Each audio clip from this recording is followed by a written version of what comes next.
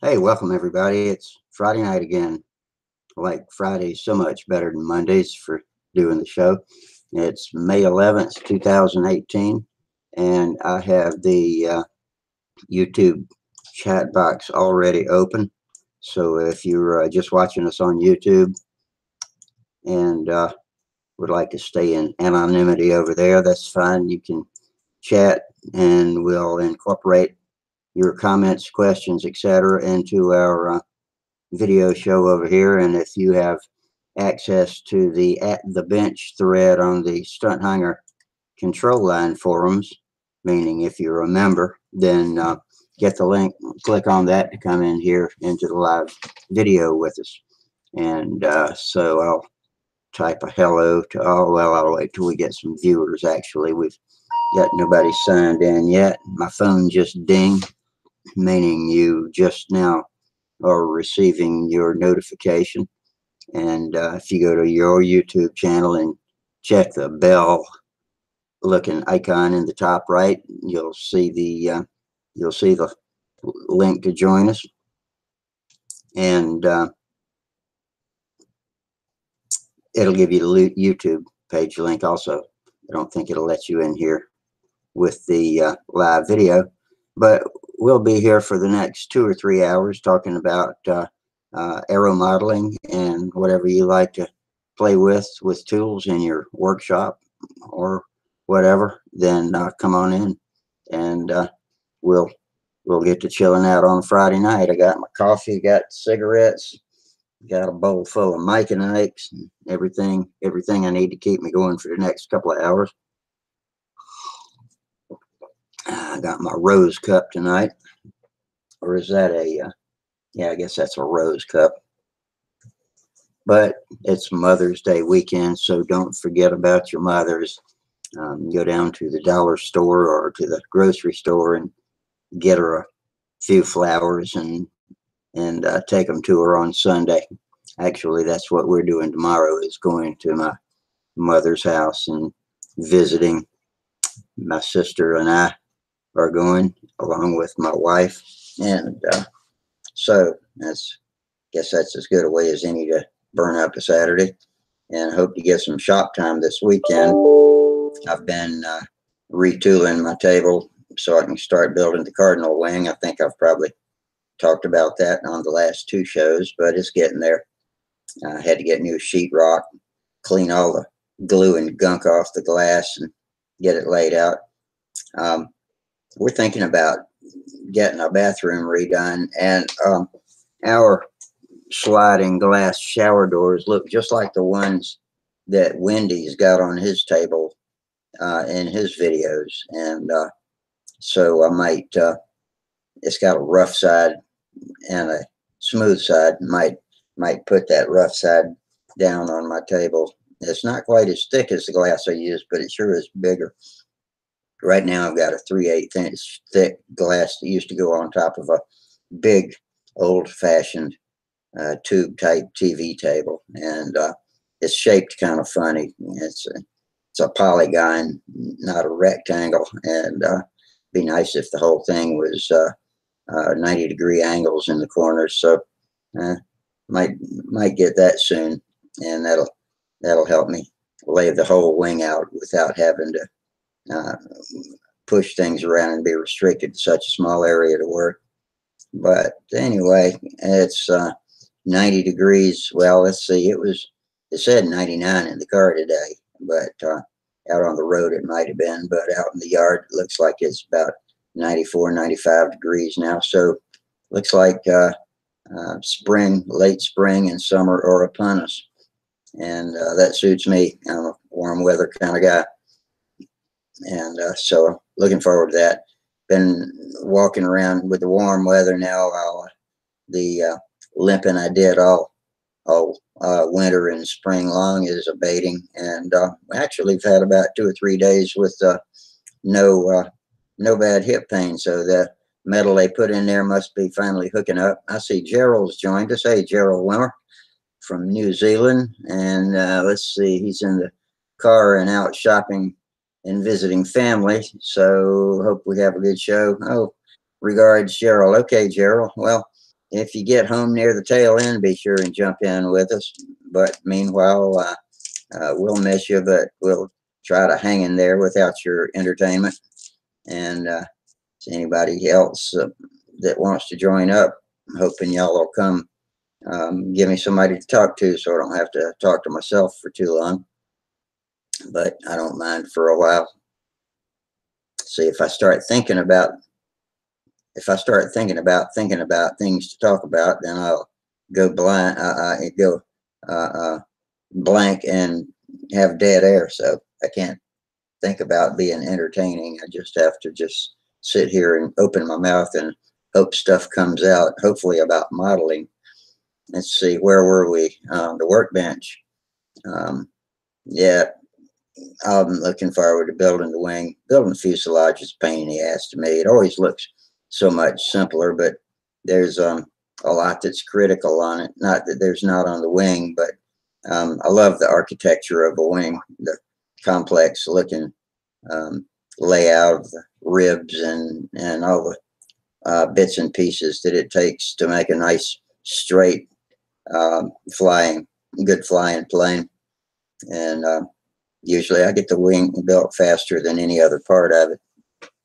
When I build the wing first, which I usually do, I get the wing finished and then think I'm almost through with the plane and get bogged and frustrated with the fuselage because I'm trying to make it as perfect as possible too. And it's just not as much fun. So switching around this time, gonna paint the fuselage too before I put the wing in it. And that'll make things easier because painting around that wing can be such a pain in the ass. And I think painting the fuselage first will alleviate some of that problem, maybe make the paint go on without quite as much tedious masking. And I've got a plug that goes in the wing root to fill it so that I can cover it with tape and then trim about a 1/4 inch around it.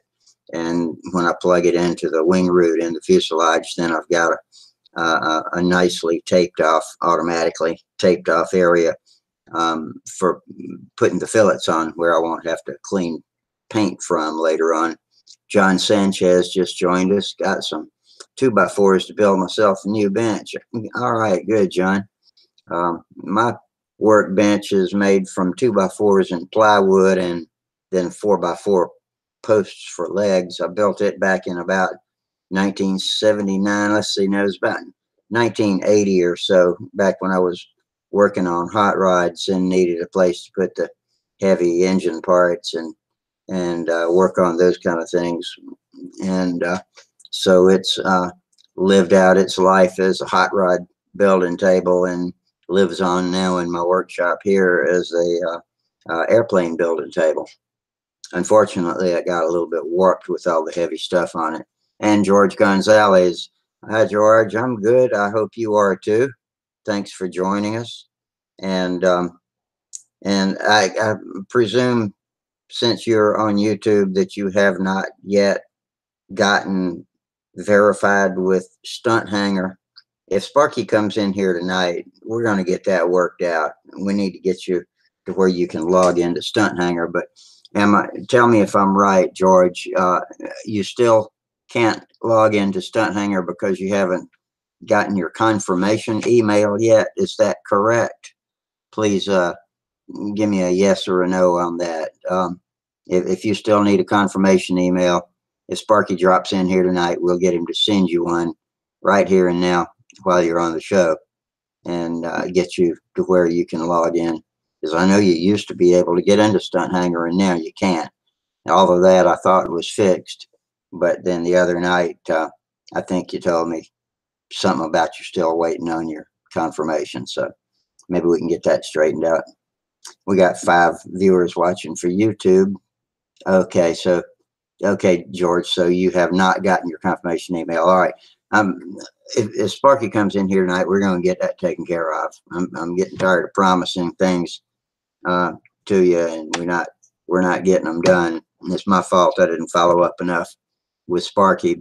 He's out of town, so it's hard for him to be Johnny on the spot, especially when he gets a couple of hundred applications a day, most of which are just spam bots and ne'er do wells trying to sell bikinis and stuff. But he has to pick through all of that junk to figure out who are the good guys and who are the bad guys, and we need to let him know that George Gonzalez is one of the good guys. And so we'll see what we can do. Meanwhile, 5 viewers on YouTube, no video viewers yet, but it's about time where somebody usually pops in. I almost started a few minutes early tonight, but I'm glad I didn't, because then I would have had to have come up with a few more minutes of occupying the airwaves, or whatever it is we talk over these days.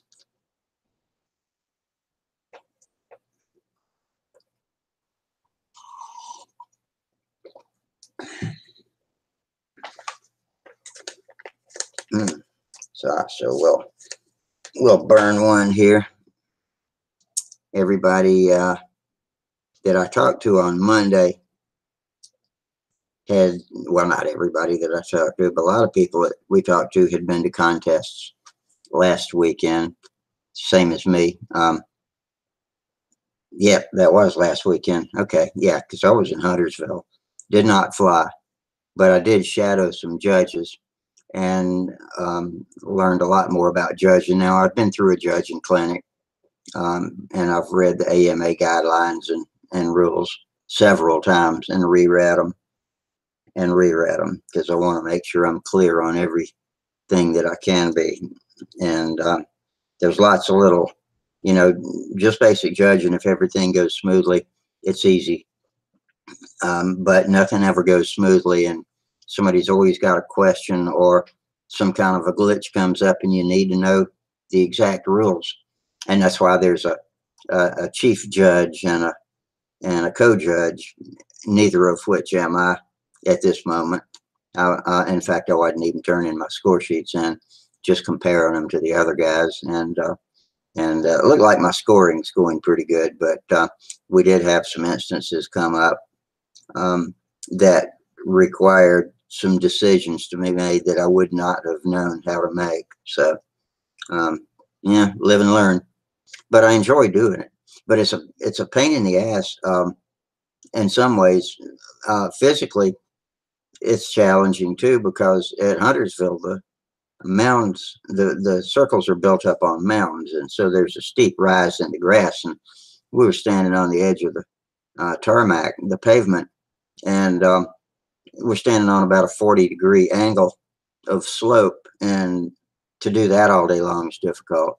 We were lucky enough to have nice mild weather. It was only in the 70s or maybe 80, but that wore me out pretty good.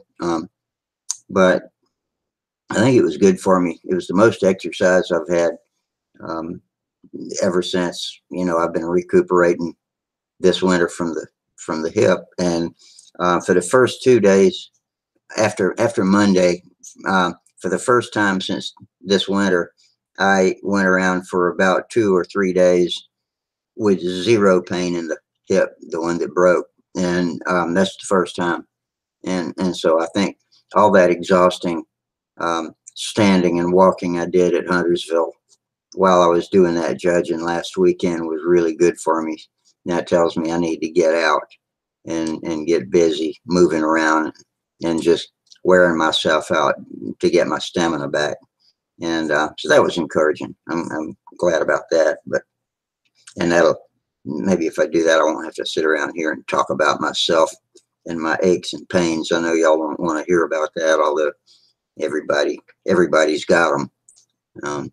Sometimes you don't even want to say, how are you doing, to some people, because they'll tell you about the freaking enema they got this morning. But I try not to lead with that stuff.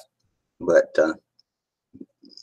I'm just glad to wake up every morning, and on those mornings when I feel good, hey, even gladder, or more gladder. More gladder, that's it. I'm more gladder to wake up when I wake up feeling good.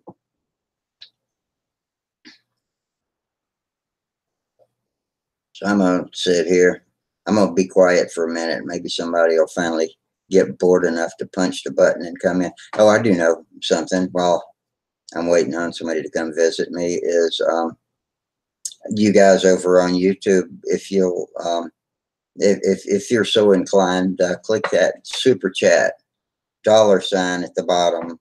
If you're on a PC computer, you can see it. You may not be able to if you're on a telephone or a tablet, but that allows you to contribute some to our cause here and keep the service free and keep Sparky's server fees paid and all that kind of thing.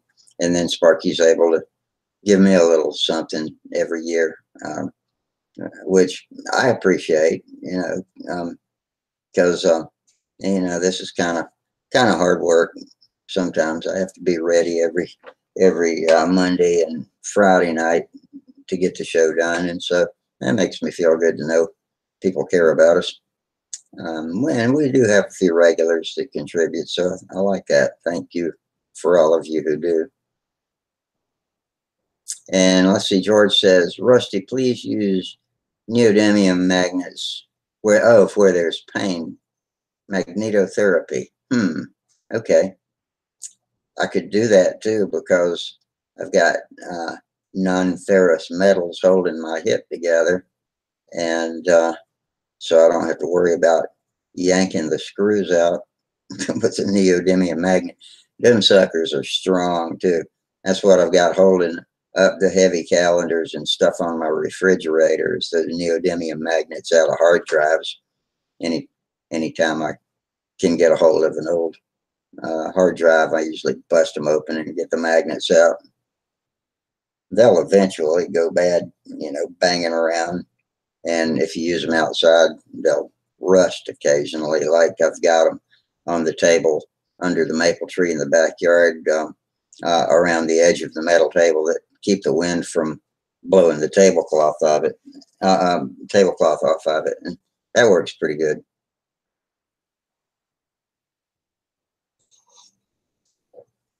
Yeah, Gerald says getting outside seems to help aches and pains, and flying's even better. Yeah, I suspect it is. Just getting the joints moving.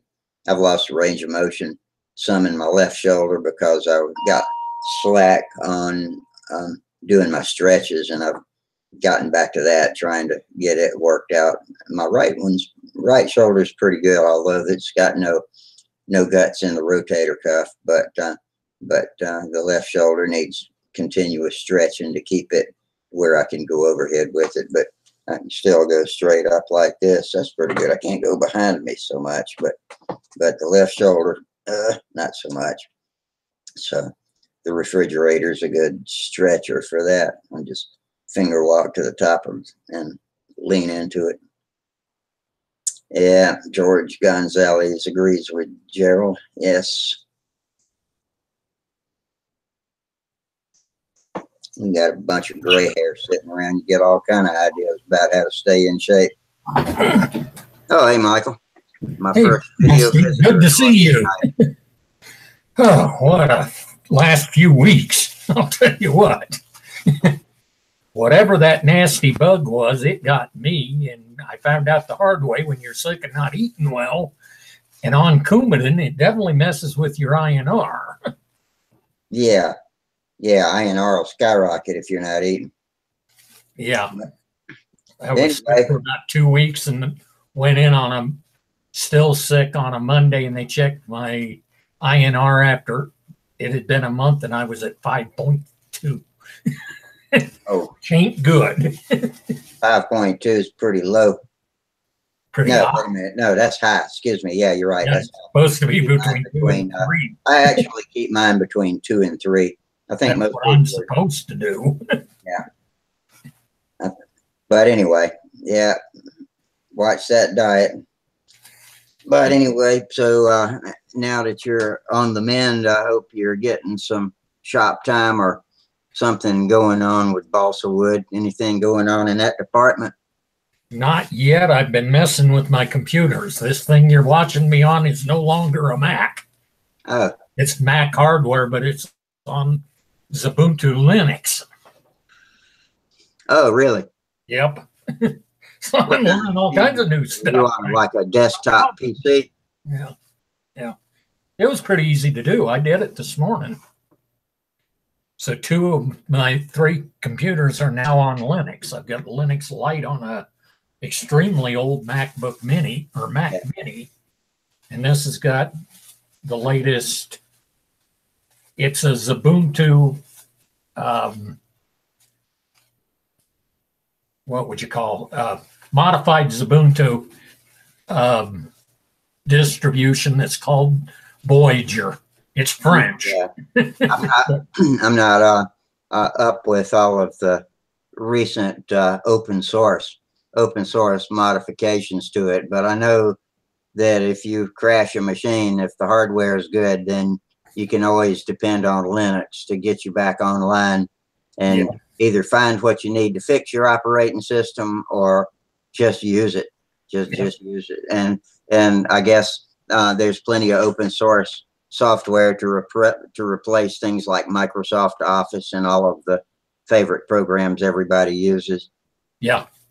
I haven't done much playing with that yet, but this thing's got Office Libre, which is the open source, pretty much equivalent to Microsoft Office. Yeah. Is it French? Yes. And it's got some really neat stuff, actually. Yeah. The only thing I've ever used Linux for is rescuing myself.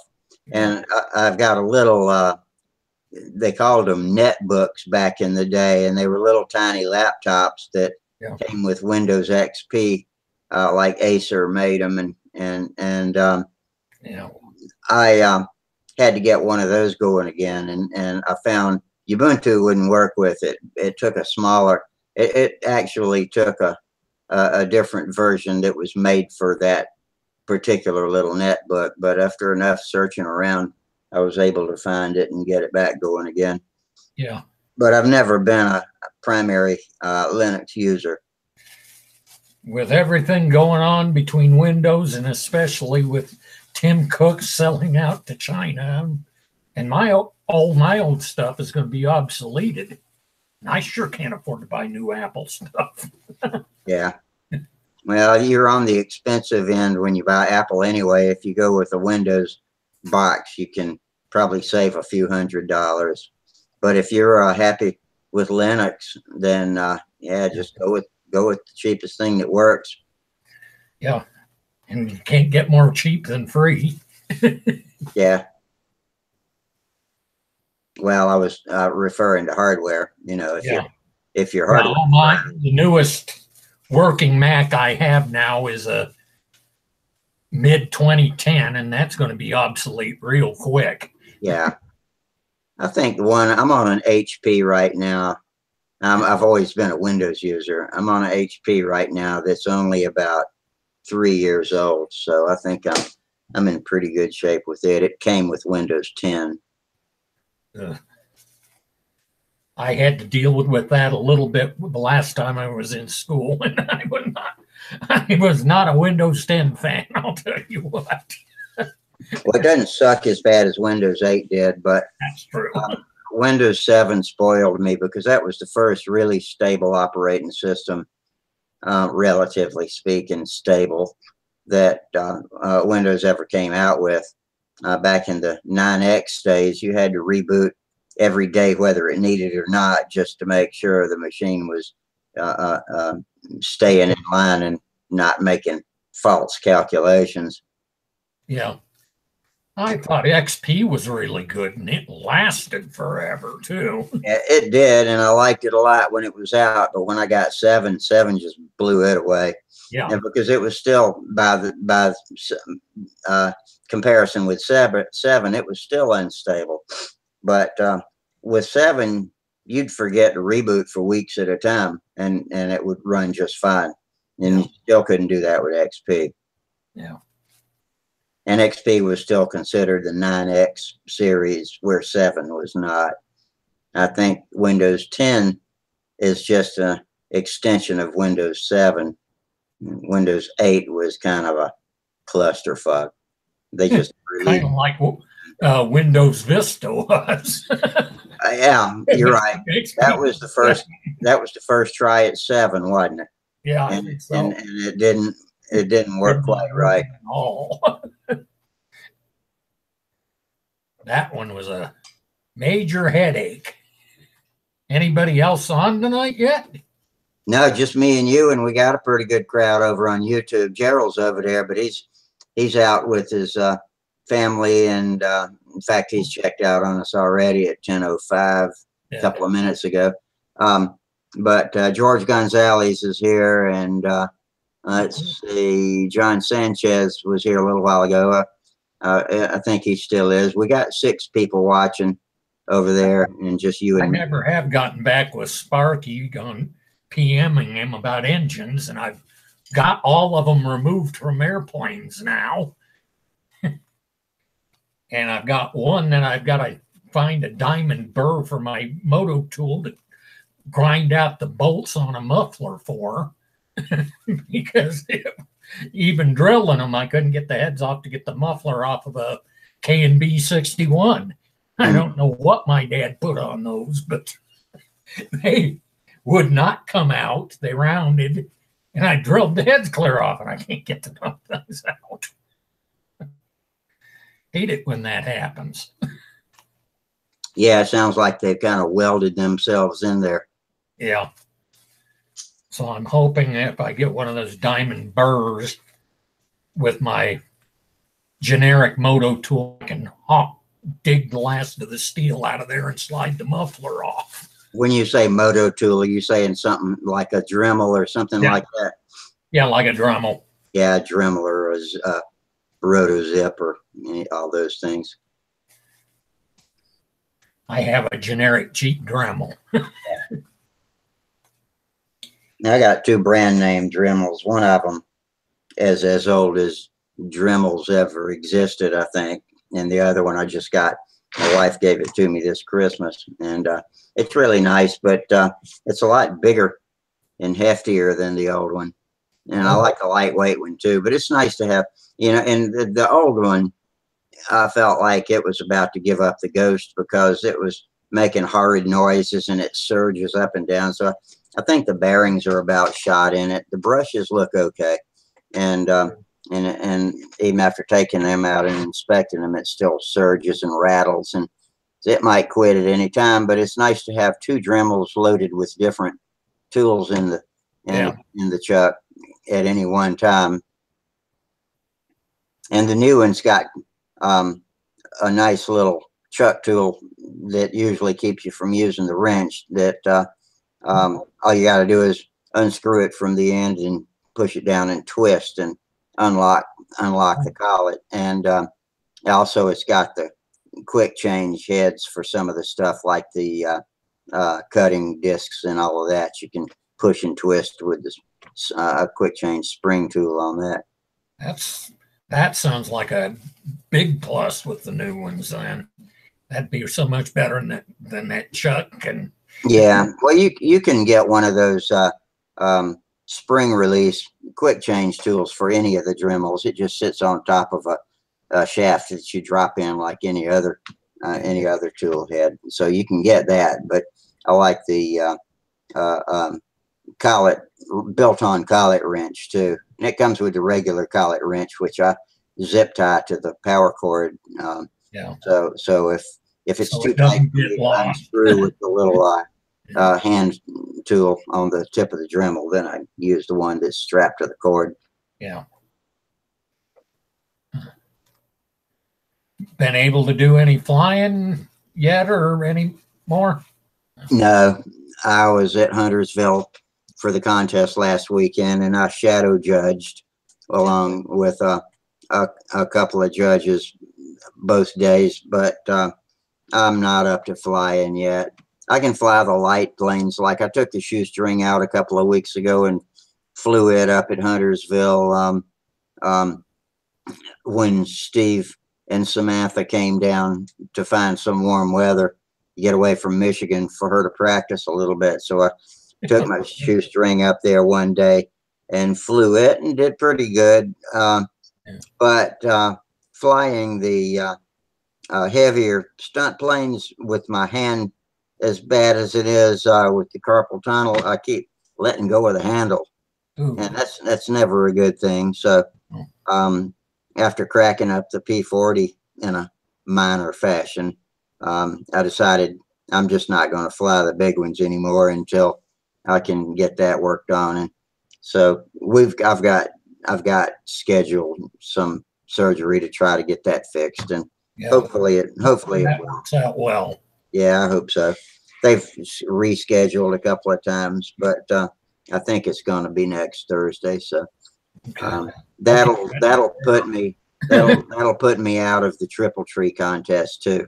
Originally, I thought even if I missed Huntersville and not be able to fly there, I'd be able to fly at triple tree, but it doesn't look like this surgery will be the 2 days before triple tree now. Joe Knoll is what I'm talking about. Yeah. And so maybe I'll just judge or shadow judge at triple tree.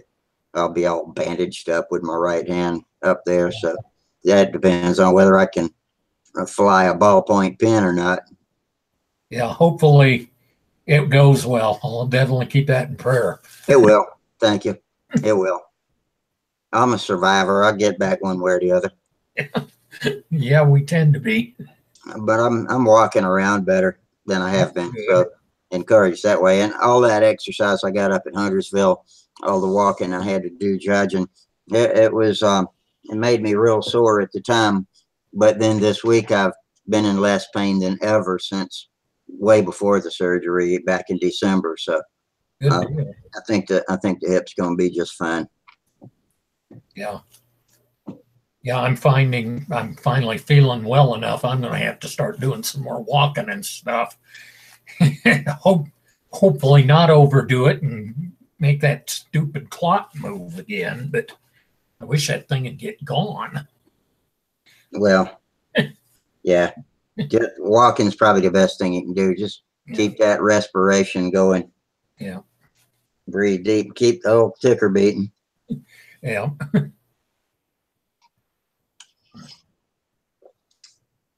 Meanwhile, did you have any turnout online Monday? Yeah, we had a few people in here. Let's see. Charles came in and told us did he? Wait a minute. Let's see. Who came? Dennis. I can't remember if Charles came or not. Dennis came in. I think one of them did, and told us, because they both went to the same contest out in California, and they talked about that. And Dennis won first place in expert. Ooh, wow. And he nipped Charles, I think, or was it advanced? I don't remember. Either advanced or expert, whichever. Charles and Dennis are both flying. Yeah. And we had the usual crowd. We had Steve and Gerald and a few people dropped in on us. So it wasn't a dead night. Yeah. Tonight isn't exactly picking up like wildfire either. Yeah. We got 8 people watching us on YouTube, but it's still just me and you here in the videos. I'm glad you dropped in though, because when nobody's here, I have to sit here and think of stuff to talk about. Yeah. And so that gets kind of tedious after a while, especially if I haven't really thought and planned ahead about it like I used to. When I first started, I used to plan ahead, make sure I had something for show and tell. And then when the crowds started coming in early and picking up, I just kind of quit doing that and depended on people to show up early. And so now when nobody shows up early, I'm all what am I going to talk about? Yeah. Hi, Mom. Mahmood showed up. We hadn't seen you in a long time. I'm glad to see you. Good deal. Oh. And that by showed up, he's over on the YouTube side watching us. Yeah. Oh, what was I going to say? From the last time I was on, I got the good news from the VA. The first good news, they raised my Hey, Steve. Hey, how's it going, man? All right. What's happening, man? That's so lonely now. Nobody's on, huh? Yeah. Nah, just us three now. Took a while for Mike to bail me out, but he finally joined up, helped me out a little bit. So what's up? What's been not too much. At least I got my internet back and power's back on and all that kind of good stuff. That's always a good thing. Still freezing cold up there? Yeah, it's, I don't know, 40 something. Ugh. Yeah, we got one hell of a storm though, I tell you what. Oh. Yeah. Yeah. Everything around here. Yeah. Lost power. There was lines down. Was it just wind and rain or what? And hail. Oh, Lovely. That's always fun. Not. But within less than a half a mile, there was three power lines down by my house. Yeah, I was they were out in the backyard under the maple tree with Holly today and heard something cracking and looked over, and a branch fell out of a half-dead poplar tree that is behind our property, and it landed on a power line. And I thought, oh Lord, I hope that didn't take out the cable or the power. And I could see in the kitchen window that the lights were still on. Picked up my telephone and looked, and the Wi-Fi was still on, so we're good to go. Got lucky. yeah, that's for sure. But yeah, they finally got everything back up and going. It took almost 12 hours, 11 hours, and they got it all back up and going. But it was a pain for that time. Yeah, I'll bet. Yeah, since the last time, the VA actually approved a 10% increase on my disability, so I'm actually about catching my bills up. So maybe I can get material to get back to work on airplanes. That'd be nice. That's a pretty healthy little boost. Yep. Yep. And I may even get an even bigger boost. I'm hoping. I don't know. Oh, you still have other avenues to try to get more out of them, or? Yeah, they moved me up to 70%, which qualifies me for unemployability, which would be 100%. So it would be a hugely boost if they do that. Now, can you go for Social Security disability at 70%? I think I probably can. Yeah, I'm going to leave it with the VA. If the VA doesn't, I'll probably go to Social Security. I would, no matter what the VA does, I'd still go and file with Social Security. Yeah, because with all the blood clotting and and the mass never-ending crisis in my life. Yeah. Well, my cousin, he was a truck driver and stuff, and he had a hip replaced, and then had another one, and he was getting blood clots and everything, and one hit his lung and all that kind of stuff. And yeah, so once all that happened, they gave him disability. That last time when that one, my right calf came back, it came back the first day as two, one at the knee and one about where the first one was. Within 2 days, it went about halfway up my thigh. So I spent 5 days in the hospital. Holy cow. That got stopped. Yeah. I've been on Coumadin since, and they can't seem to get me, or I was balanced till I got sick for 2 weeks and wasn't eating well. And then my blood got so thin, I probably, if I'd scratched myself, I'd about like to bled to death. Holy cow. I was that high. So sick and Coumadin doesn't mix well at all. No, they didn't put you on some of them other ones for? They're going to keep me on Coumadin until we know for sure that clot's gone, and then they'll probably put me back on Xarelto. Oh, okay. I've been on Coumadin since January. This one's been a whole lot more persistent, I'll tell you what.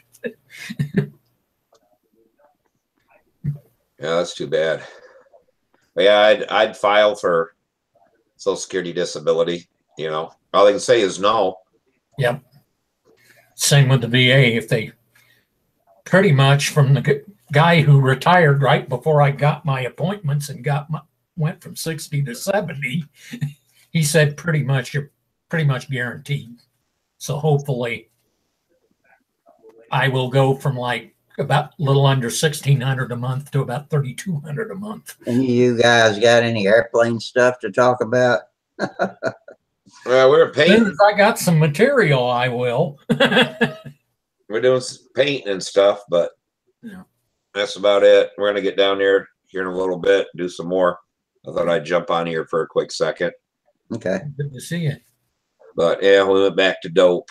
I couldn't get that other stuff to work good. And it was like, it weren't worth playing with it with the amount of time we got left. So Yeah.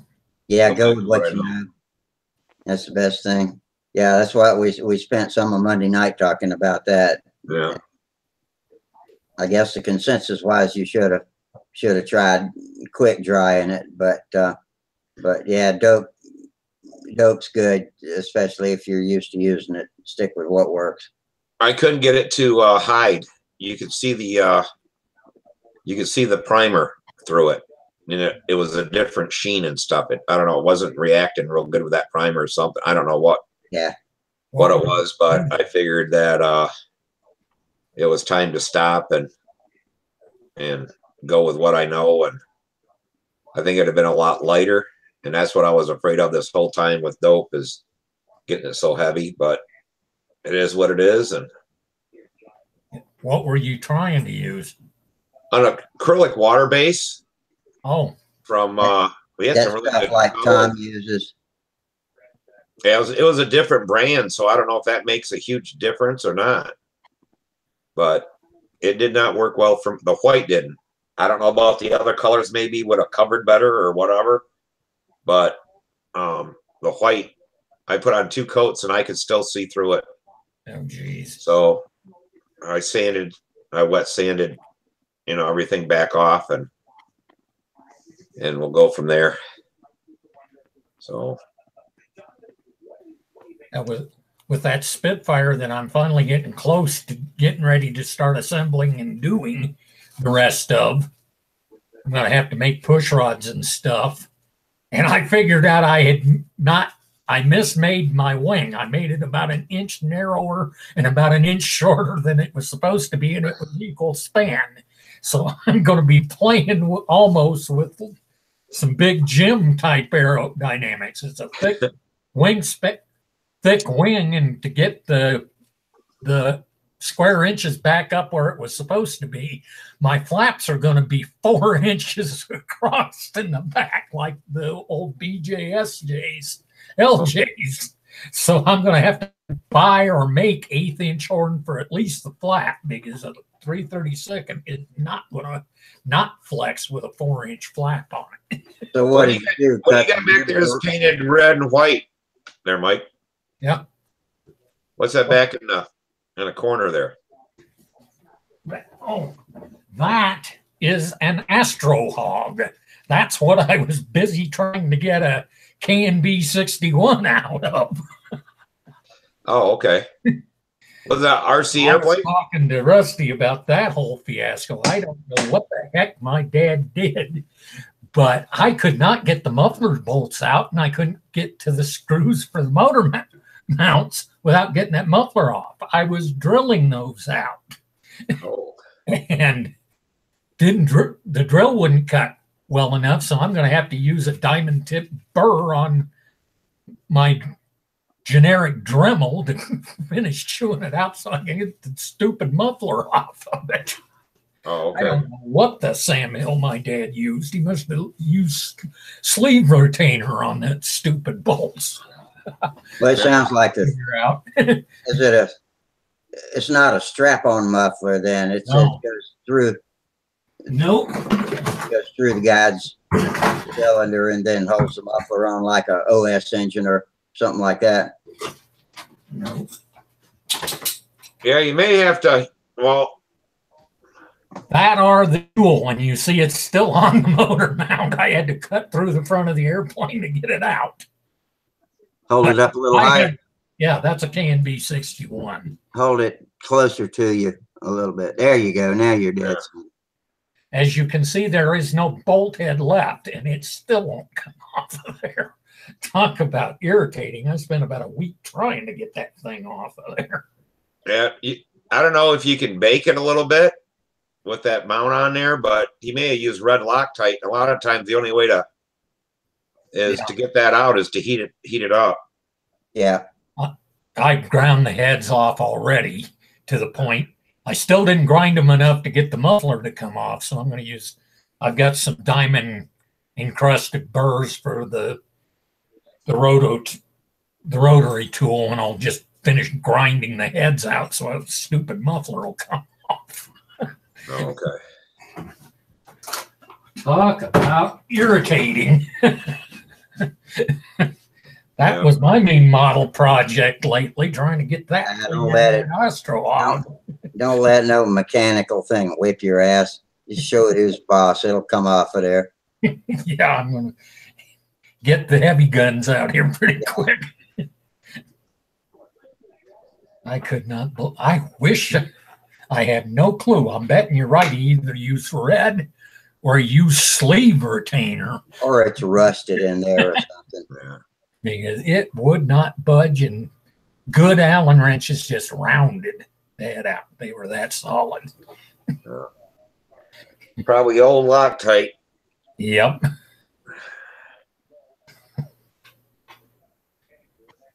I don't know of anybody that has a use for that. That's one of those engines I'm going to be selling when I can get the muffler bolts out, and I'll go through whoever it is, Lanzato or whoever it is in California that has the K&B stuff. I'll buy new muffler bolts once I get the dumb muffler off of it. Yeah, was the Astro Hog wrecked, or just you don't fly it anymore? Or? No, I never flew RC. I was not an RC person. In fact, I've got a bunch of from clearback 2-button Craft Commander to a fairly new Futaba radio. Oh, okay. I'm not a radio guy. Never was. My youngest brother did some radio, but I've been paying for $140 a month for storage for my dad's stuff since January of 15 for a 10 by 40 storage building. And my middle brothers helped out about twice. My youngest brother's never given me a dime. So I'm just going to get rid of the airplanes I don't want, sell the radio, sell the engines. I've got some control line engines. Yeah, you might want to find like a swap meet or whatever, and take some of the RC airplanes to it instead of just throwing them in the trash. Yeah, they're silk and doped, and they're still good and stuff. Yeah, hell, just give them away if you don't want to bother to sell them, But I don't have, where I live, there's nobody even flies RC. Is the problem. I might have to get on Craigslist, and that'd be a royal headache. I have to take people out to the storage to go decide if they're going to buy an airplane. Whereabouts you live? I live about 15 or 11 miles north and about 10 miles west of I-25, 11 miles south north of the New Mexico border. Oh, okay. 10 miles west of Trinidad. In Colorado, right? Yeah. Or as y'all say, Colorado. In Colorado.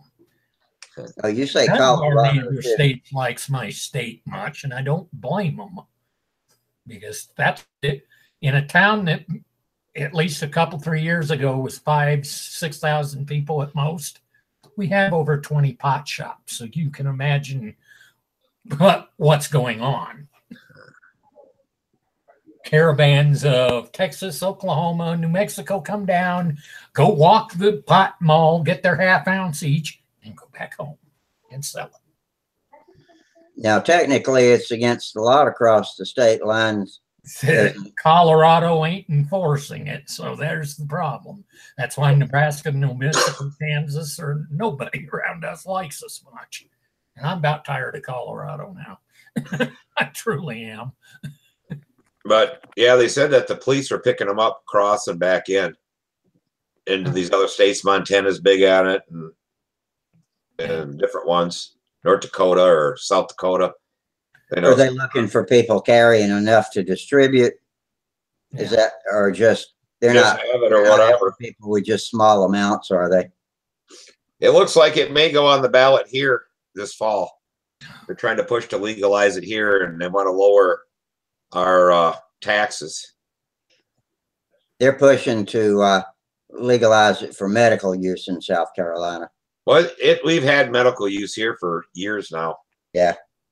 Yeah, I have nothing against medical use. There are definite medical benefits to it for some people. But when you go legalize it for everybody for recreation, one, I have no doubt they're not enforcing the age limit.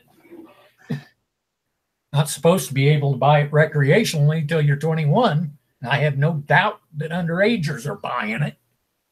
And they're getting it just like beer and, Yeah, whiskey and everything else. But I'll tell you what, they made such a big deal about drunk drivers for all those years. Try driving from behind somebody that's stoned out of their mind and paranoid going down a mountain highway. Oh my, they're more dangerous. They are completely dangerous because they're everywhere and they're going 15 to 20 miles an hour under the speed limit. well, there's all high-speed crashes. Yeah, unless somebody's going the speed limit and hits them. I don't know if you guys in your states, but I call them a roundabout. Yeah. Come into these intersections and you got a circle. Yeah, they put one of those in the middle of Trinidad too. I put up with it for years because they did. My liberal hometown was one of the first in the country probably that had a whole bunch of them put in. Boulder. Those things are the biggest pain in the rear. Talking about traffic circles. Yes. They're putting them in all over. And we were at this party store and the police were there and stuff. And we're right by one of them. And I said, so has that cut down on the accidents a lot? He goes, no, there's probably more, but they're just much slower now. Yeah. Fender benders.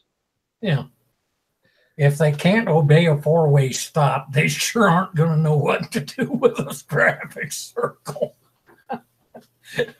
It seems like it would be easier to figure out. Anybody that's in the circle gets yielded to, and then you go when the lane's clear. Yeah. Coming from the left, if someone's already in the circle, you wait till they're beyond you, and if there's nobody else behind them, then you come through. But well, it's like, this is like the same thing now. They're the boulevards, where you got to do it like a U-turn to come back, go the other direction. There ain't no left-hand turns any place.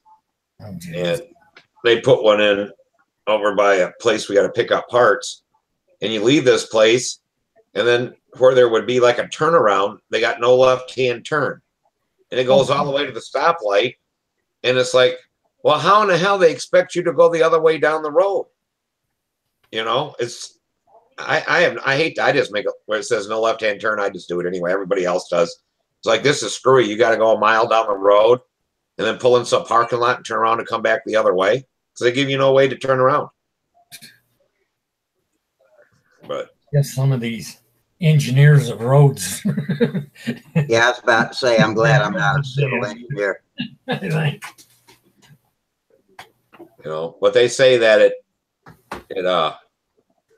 slows down the traffic, and it gets rid of accidents. But we used to do work for the city of Grand Rapids and took care of the air conditioning in their traffic center deal that worked all the lights and all this kind of stuff. And I was talking to the guys, and the computer all sets up, works the lights that if you drive the speed limit, you won't get a red light. And it's supposed to keep traffic moving. And they got all the whole city is done on them. I told them, I said, well, when you come up to a crosswalk and there's that button there you push so you can cross, doesn't that screw your your computer's up, you know, trying to figure that out. And he goes, no, because it's not hooked to anything. He goes, that button's there just to make people feel good. I like that. I talked to my brother. He said, I'll be back. He said, yeah, and I was told too by a elevator guy. But if you get on and the door is open and you push the close button, that ain't hooked to nothing either. It just makes people feel good. It's like they're doing something. So if they push it, it's going to close in so many seconds if you pushed it or not. But if you push it and it's close to when it closes, it really makes you feel good then. It's like you did something. Hey, we got a new guy just joined us on YouTube. Rick from Vegas, Heater 777 says he just checked in a minute ago. Says newest legal pot state, New Jersey, was the first with the circles, and Vegas has a shitload of them too. Or he actually said a boatload. Excuse me. Well, welcome, Rick. Thanks for joining. We don't have a lot going on tonight. We're trying to. Hopefully, we're gonna get some more people joining up. But right now, it's just the three of us. I hit the wrong thing. 6 of you on YouTube watching us, but welcome. Yeah, it's them circled things or something, but I don't know. You get used to them, I guess. Yeah, that's what I'm thinking, because they're starting to put them in here too. And once people start getting the hang of it, and when they become replacing four-way stops everywhere, then I think it probably will cut down on collisions, and the ones that we do have, like you said, will be fender benders rather than dangerous collisions. I don't really mind them on like 2-lane roads, but the 4-lane roads where they're doing it. Yeah. And then the guy who's in the outside lane, he wants to go right, and the guy in the inside lane wants to go left. So somewhere in that roundabout, they gotta swap lanes. Yeah. No one thinks ahead, and then everybody stopped, and you got people part way out in it, and it's like, oh my God. I think you want to know the real example of that that's infamous from even the 60s is that traffic circle around the Arc de Triomphe in Paris. That damn circle is 4 or 5 lanes, and everybody's going every which direction in that. Remember European vacation with Chevy Chase. And he's like, there's the Eiffel Tower, and then there's the Eiffel Tower, and it's like 5 hours later, there's the Eiffel Tower. Yeah. You've gotta be quick if you're gonna try to exit that thing. I don't even want to guess how many streets exit off of that thing, but it's ridiculous. European vacation. We learned about that in September of '82 when my parents and my grandmother came out. We went to Paris and tried to go around that circle and round up on the wrong side of Paris, trying to find a hotel to stay on. On the wrong side of Paris, we finally found a decent hotel, but I'm not a huge fan of Paris, believe me. And I sure wouldn't go there now. Well, I'm going to be there in a couple months, so see how I like it. Yeah. Whereabouts are they holding the championships? Londres or something, however they pronounce it. It's by Belgium. Oh, that's a nicer area. I was stationed at Bitburg for the last 2 years. I was in military, and it's right on the Luxembourg, Belgium, French border, basically. Yeah, it's right over there by Luxembourg and that's pretty over there. That's the Ardennes. Yeah, so there aren't quite so many insane people around there. Yeah, we'll see. You know, I lived in Switzerland for a while, but that was back in '82. Yeah. So things have probably really changed. I was in Germany '81, '82. But things have probably really changed, you know, since I was there. Maybe not. We'll see if these smaller towns are like they were when I was there. But, you know, it's like every day all the ladies went shopping for their meals that day. You'd see them walking down the road. You know, when I bought stuff, you had a bread store and you had a meat market and you had a grocery store and a produce store and you hit all the different things. You know, it wasn't like a supermarket like we were used to. Got to walk around carrying shopping bags, huh? Yeah. Yep. So, but they get to know you. You know, they know what you buy and stuff like that. And like when I went to the bread store, they knew exactly what kind of bread I got. Yeah. It was really nice. It was stuff was fresh. I tell you that. You know, that was one thing about it. It didn't. You know, all the bread was baked the same day, and I guess the meat's cut. You know, they're just a small place, and so when they cut their meat and stuff like that, it ain't packaged and set there for however long, and so that was kind of nice. Yeah, I have no doubt. Even at that time, it was by far healthier food than what we ate here in this country. They had nice delis there and stuff like that where you could get things and get different kind of meats and stuff like that. But yeah, it didn't take me long to get used to it. Yeah. I'm going to step away for just a moment. Y'all hold down for it. I'll be right back. All right. Yeah, the hardest thing to get used to was the speed limits. Yeah, especially Germany. Switzerland's was the same way. I mean, they had no speed limits except when you were right downtown. You know, then it was like 40 or 50, and it's like besides that, you could just go as fast as you want at any place. Yeah, that was the Autobahn, definitely, and you had to keep your eyes open behind you. Driving what I drove when I was there, I was in the far right lane all the time. An 1100 powered Opel Kadett on the Autobahn. Not a good idea. Well, they're in Switzerland. Some of their Autobahn was only a 2-lane road. Yeah. And yeah, the road. My buddy, he was used to it and drove, but all of a sudden he'd start pulling to the right, and you'd have a car passing down the center of the road, coming by at 150, 160 miles an hour. Mm-hmm. People just, spread out, come back in.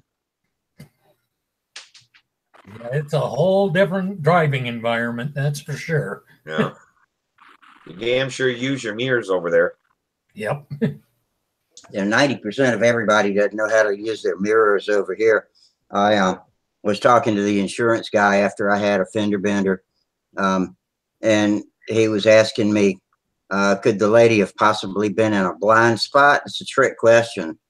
Well, not a trick question, but one that you can certainly sink your boat on if you answer it wrong. And I told him, I said, no. I said 99% of people don't know how to set their mirrors, and just all they can see is the paint on the side of their car when they look in them. But I've got mine set where I can see out of my rear view mirror. It's a smooth transition out my side window, and then I can see them up front. I said, I have no blind spots in my vehicle, and made sure we got that cleared up right away. Because if you ever admit that there could possibly be a blind spot, then you just sunk your boat, and you're going to pay for the damage. But and that's true too. Is you got to set your mirrors out far enough to where you can see what's in the lane. If you can see the paint on the side of your car, nobody's going to come out of that paint and surprise you. Cars always come in the other lane, so you set the mirrors far enough out where you can see them in the rear view mirror, and as they disappear in the rear view mirror, you should be able to see them out of your peripheral vision with just a small glance as they pass this way, and then you can see them through the front, and there should be no blind spots. If there is, it's a very small area. You still have to see the corner of your car, but otherwise you just want to see a corner. Well, you shouldn't see any of your car. If you sit looking straight ahead, you should be able to look this way at your mirror and see nothing but the other lane and the white lines. And if you want to see the side of your car, you should be able to tilt your head like that and just barely see door handle or something. And but if you got your head straight and forward and you turn like that, you shouldn't be able to see anything but the next lane out of your mirror. I had an old car, an old Cougar that had a bad blind spot, but it wasn't a deal to where the blind spot was you couldn't see the whole car. You could like see the rear of the car in the rear view mirror, but then when it got far enough up, you could still see just the rear of the car. Now you could see the front of the car coming. Yeah. You know, in the side mirror. So I test drove a Cougar one time. It must have been a 70s model, and it had almost no rear window. And I was truly blind in that car, but that I never did have a chance to get everything set. And I just took that car back and said, no, I can't buy a car I can't see out of. Yeah. Well, you just got used to, you couldn't see the whole car. Yeah. But if you looked in both mirrors, if there was something there, you could actually see it. You might not see the whole car. Yeah. But you'd see a little bit of the rear end, and then you'd see a bunch of the front end, and and there'd be a little piece of that car missing. Right. Yeah, as long as you can see something during the transition. Yeah. But yeah, you definitely had to get your mirrors right on that car, because otherwise there'd be a spot to where, like you said, if you were looking at the paint, that's all you were seeing was the paint. Yeah. You weren't seeing that till that car got right up, halfway past you or whatever, and pick it up. But some cars are programmed to lower the side view mirrors down when you throw it in reverse, so that if you're backing into a parking space, you can see the lines beside your car. I like that. Oh, that's kind of nice. Yeah, I like that. Well, on my truck, it's got them, I don't know, the rounded mirrors in the bottom. Yeah. I guess it's convex mirror. Yeah, fisheye mirror. Hell, you can see over 2 lanes with that. You can see down on the ground. You can see way up, But I just use them. I like them when I was pulling my trailer, because I got used to when I drove truck to have that, have my one mirror set. So when I went around a corner, I could see that I wasn't putting the rear tire over a curb or whatever. Right. Yeah. That and backing it, trying to back it in and stuff like that, being able to see. But I got really good at backing trucks when I worked for U-Haul when I was in college. And the longest trucks we had were the 24-foot trucks. And of course, we parked them inches apart, just enough where you could open the door enough for a skinny college student to step in and out of the truck. And but you had to be careful not to bust the mirrors off when you were backing up. So, yeah. But ever since then, I've had no trouble backing up a vehicle or parallel parking.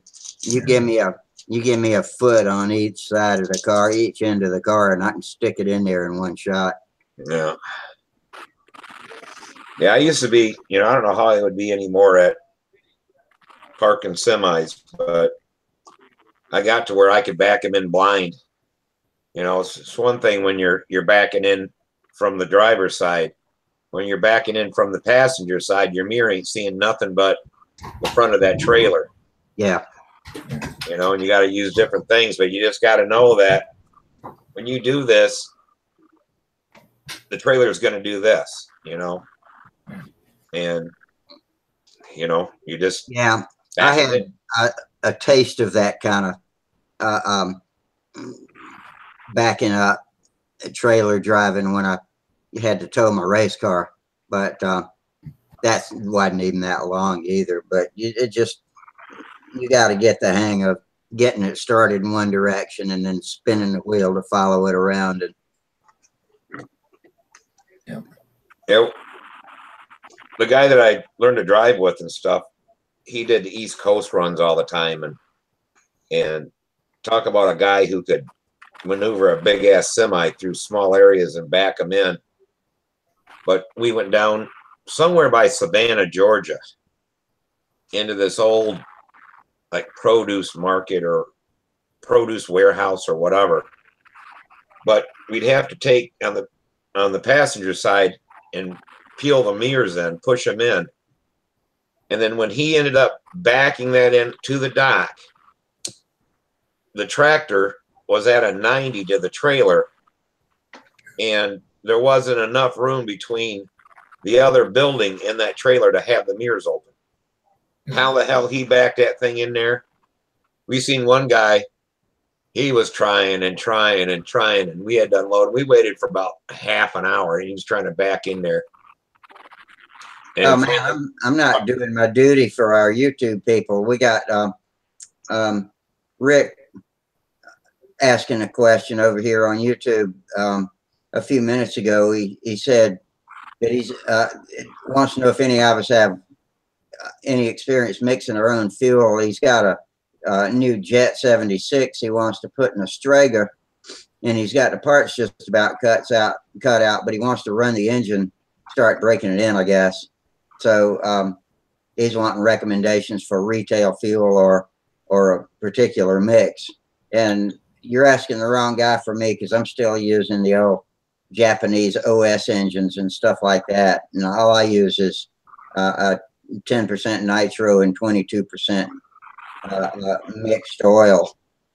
And then I mix my own fuel.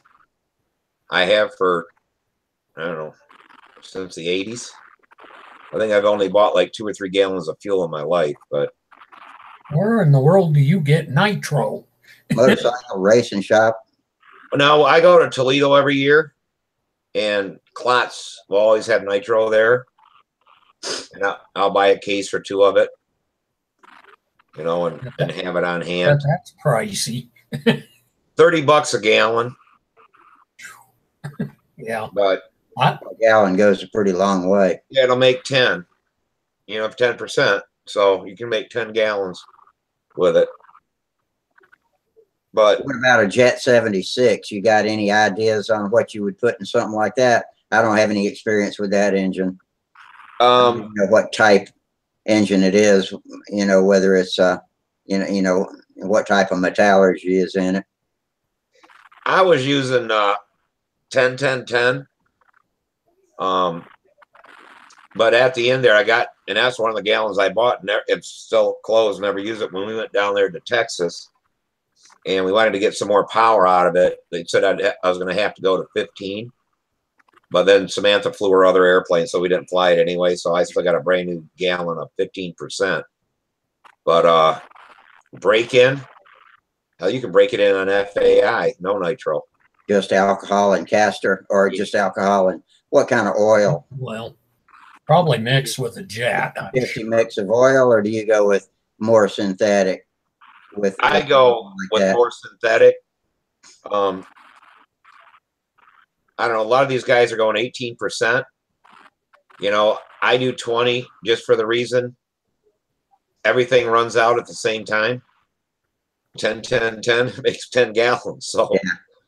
You know, that's how I always do it. So I use half synthetic, half castor. But I have made some other, and so then I'll go to like 15 and 5. Rick says he was looking at 20 plus castor, 20% synthetic plus castor. I'm thinking that's what you mean, Rick. He says you can buy it on nitro on Amazon too. Yeah, it's a little more expensive. Yeah, you can get it. Yeah. You can get like Super Technoplate, and that comes with, I think, 5% castor already in it, or 3%, and that'll be fine. If you want to run a little bit more castor when you break it in, you can. But I know that talking to Rich Oliver, he runs no castor at all in his engines. And he said that he runs jets, doesn't he? And I think he runs jets. Yeah, well, he owns Rojet. Yeah, he owns the name Rojet or whatever, does them. But so what he says would apply to a jet, like Rick's talking about. Then is it, if it's a, now is it a RC motor or a a control line motor. Is it a road jet or is it a jet? It's a road jet, I think he said. A 76 road jet. He says it's going on a Strago, but he didn't specifically Yeah, it's say. probably a road jet more than likely. Yeah. But, you know, he That can probably would run on pure synthetic, I would guess. Yeah. He should just text, get on the computer and text Jet, Dub Jet. It'll be his wife or whatever I think it goes to, but whatever. And just ask what fuel percentage oil to break in to running and stuff like that. Yeah. But Rich Oliver said they say use 5% caster because if they say not to, people will argue with them. Yeah. Rick But says he said- dedicated stunt road jet. That's what he's got. Oh, okay, yeah. Yeah, he could probably go 15.5 with that 15 synthetic 5 caster or even. Yeah, I think most of them, are all running like 18%. The bigger you get in motors, the less oil you have to have.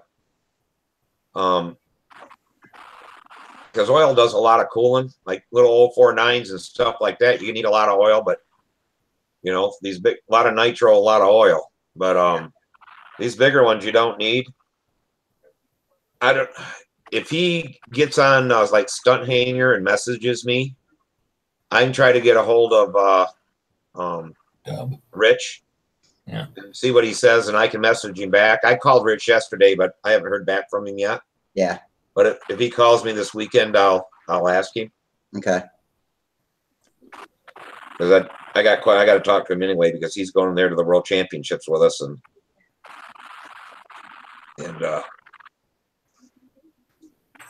I can't. All the planning to do that. Quite the challenge, I'm sure. Yeah, well, I wanted to ask him. Joe Gilbert was having problems with that exhaust deflector, and I got some metal ones, but I don't have Joe's number or anything, for Joe Gilbert. So I was going to go through.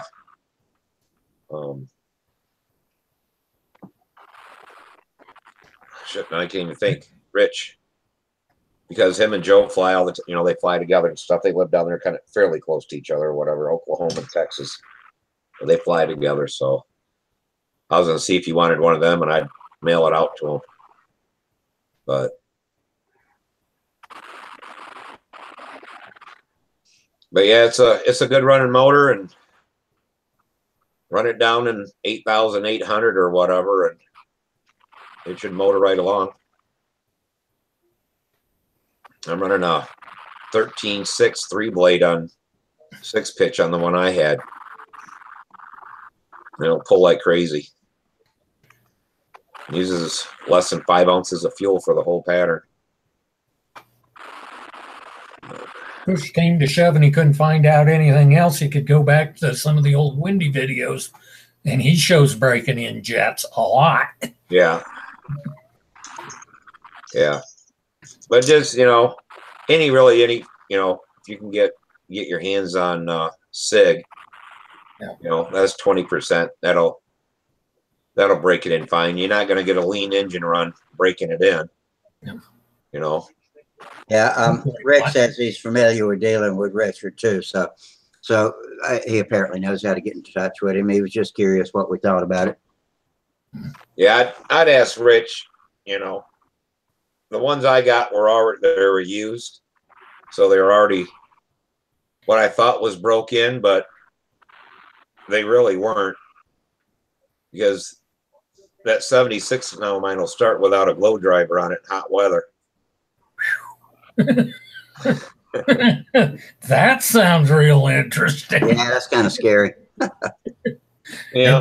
It starts as a diesel, in other words. Yeah, that thing. I mean, once it finally broke in, that I've never had anything with that kind of compression. Well, OPS, I had that do it once to me too, but that Rojet 76, I tell you what, once that thing's broke in and that piston matches that cylinder, you really have a fit. And you definitely have I got to get some head shims from them, and I'm going to back off on the compression because this came up so high that it's kind of scary now. Yeah. But good starting. You know, I usually always backflip an engine anyway. But just What do you use? Do you use a chicken stick or a glove or what? nah, just my hand. I probably should use a glove at least, but A 3-blade prop will get you. well, Especially if you're using a carbon one. it's one thing when you're flipping through, but the back flipping, I'm just whipping it out and Yeah. let the spin of it whack it back through. Yeah, just bumping it off compression. Yeah, so and that's the way I've always started RC motors. You know, and we start when I got that, you know, that 140 down here like this. I mean, I backflip that to start it. Holy shit. Never used an electric starter until we got into competition in control line because it's timed. Yeah. And we've had problems getting them started. So now I always just start them with a damn starter. They said, "Oh, take the bearings out or whatever." I'm like, "I'll put new bearings in it." But when you're on the clock like that one time at Brodak, we went 8 minutes and 2 seconds. We had a couple of overtimes the other day too. Yeah, so That's the only time I use an electric starter too, or either that or if his shoulder's hurting or something. But that at a contest, yeah. Now I like to use the electric starter. I still have, I guess, you know, that PA40, that Merlin. I still have a hard time starting that without a starter, but I don't think it's broken good yet. Sometimes it'll start first flip. Other times I'll flip, you know, and I try to do it the same all the time, but it has to be, you know, difference with outdoor temperature or something like that. But it doesn't have any time on it. It probably doesn't have a half a gallon through it. Rick says he's got an OPS 61 rear exhaust that he's gonna machine a header for it and put a carbon fiber pipe on it. Oh, no shit. That'll be something. That'd give you plenty of power. Probably. Yeah. Yeah, that's for sure. Yeah, if I had an old OPS 40 rear exhaust, I'd buy a cylinder, piston cylinder from Randy. Well, they did it back in the day, but I got side exhaust 40s and 60s in OPS, but I don't have any rear exhaust. Got rear exhaust Wabras and Super Tigers and stuff like that, but I always wanted a rear exhaust OPS, but just never got one. But back in the days, them things were expensive for what you made an hour. I don't know OPS. What does OPS stand for? It's three guys' It was a racing engine originally, I think, or speed engine originally, wasn't it? 3 guys' names. Yeah, they did work on Rossies or something at one time and made them faster. Then they started making their own engines. But all I know is the P in OPS is Pico. He left OPS and started Pico. Okay. But yeah, so the other letters, you know, I don't know what their names are, but they're still making them. My brother just got a new OPS 21 for speed there. He's going to run at the Nats. They're just hard to get. There's nobody that really supplies them. Nobody distributes them here anymore. Pardon me? Nobody distributes them here anymore. No, you know, since was it Gator? Whoever was Shamrock. Yeah. Shamrock had Gator, they had OPS and all that kind of stuff, and they were really good. They went out of business. And Rick says OPS made their name in boat racing. yeah, they did. Yeah, boat racing was big for them too. But and I'm guessing those have to be really tough motors for that. Yeah, they were hard. You got to make water jackets and stuff like that for them, I guess, don't you? Yeah, they put them on there. When I was kids, there was a lot of people that run that OPS 60, and then they went to a 65 or something because they could go bigger. But that was the big thing in boat racing, was between OPS and Pico. Mm. Guy I fly with, he still got a couple of them with Picos in them. The only Picos I'm familiar with are the little ones that Larry Driscoll worked with that he had converted from a buggy engine. They were 049s, and I think he converted them for combat. And I used to buy the fine thread needle valves that he made for them. And they had some problems with the crankshaft breaking, but I think he got that problem solved, and they turned out to be a badass little engine. They were nice looking engines.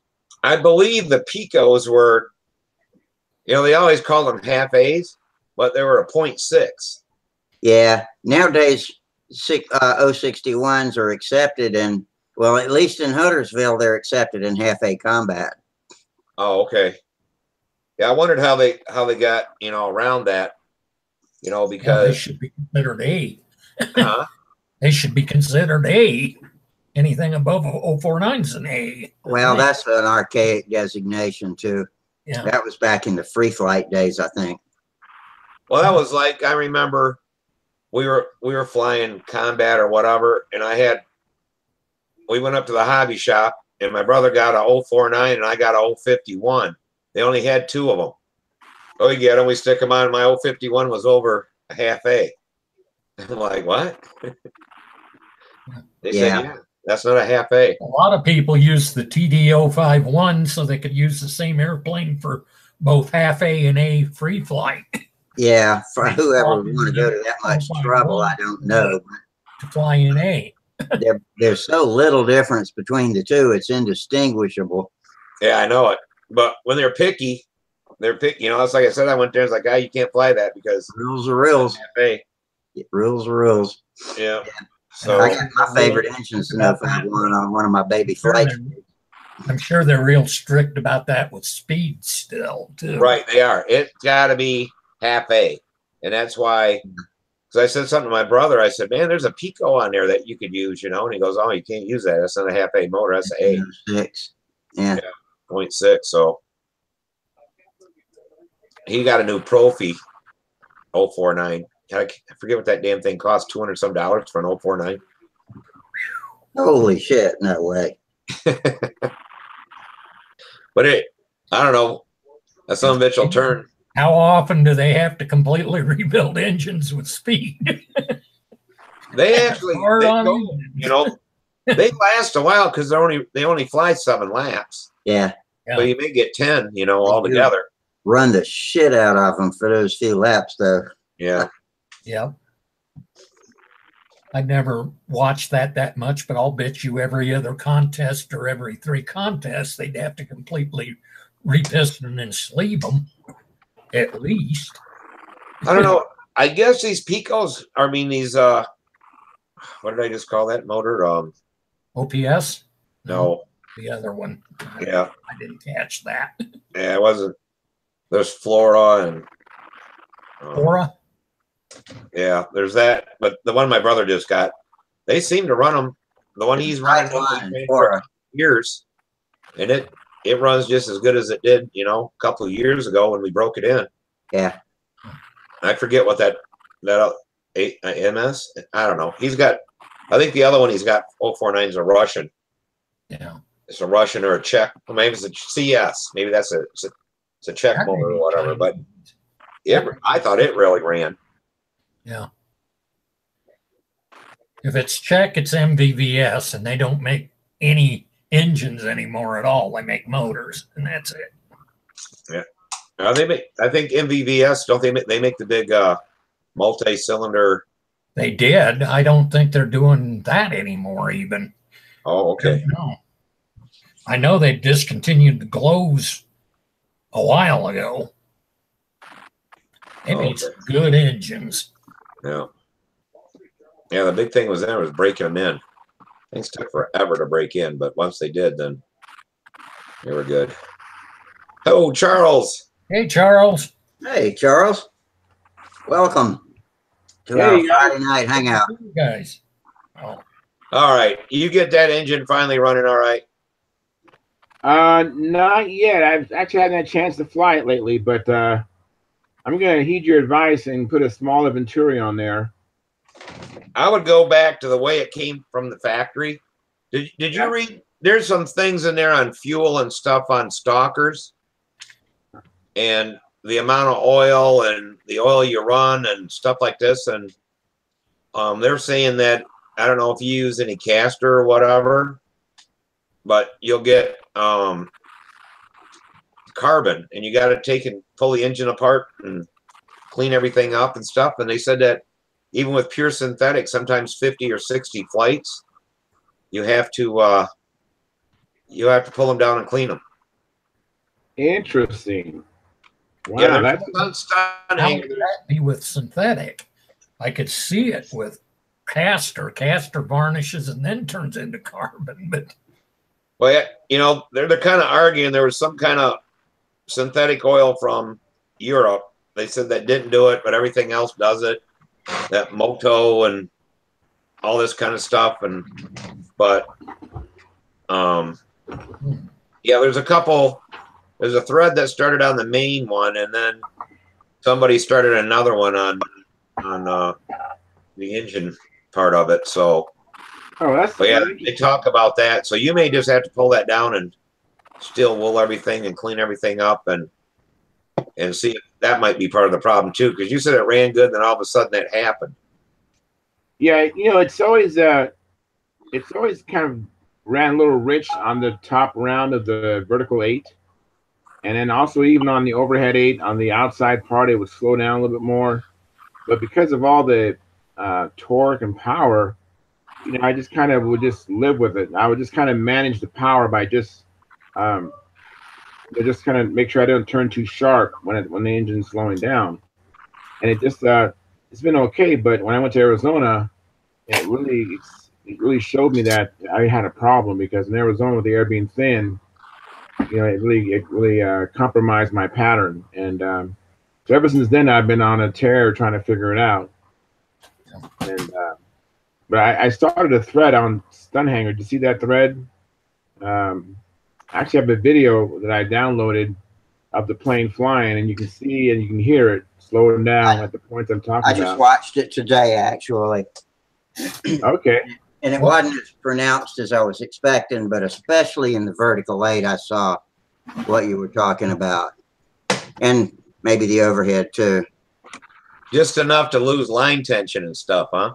No, not really, but it just messes up my timings. I kind of turn kind of big because I'm trying to manage the power. Okay. You know, if I turn sharper, then it's going to slow down even more. So it's kind of made me have some bad habits of doing the outside maneuvers a little bit bigger than the insides.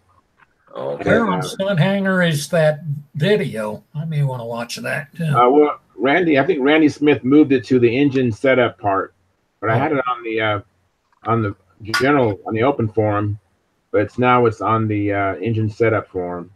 Okay. But you can see the video, and this video I have up there is from January, when I still had the stalker in there. I since then tried the K77, and then that became its own fiasco, and so I put the stalker back in for the competition. I had at the end of April, and you know, I put the engine in Friday and competed Saturday, and so I'm actually thinking, not thinking, I'm actually really seriously going to build a plane between now and hopefully October, so I can get appearance points. Oh, okay.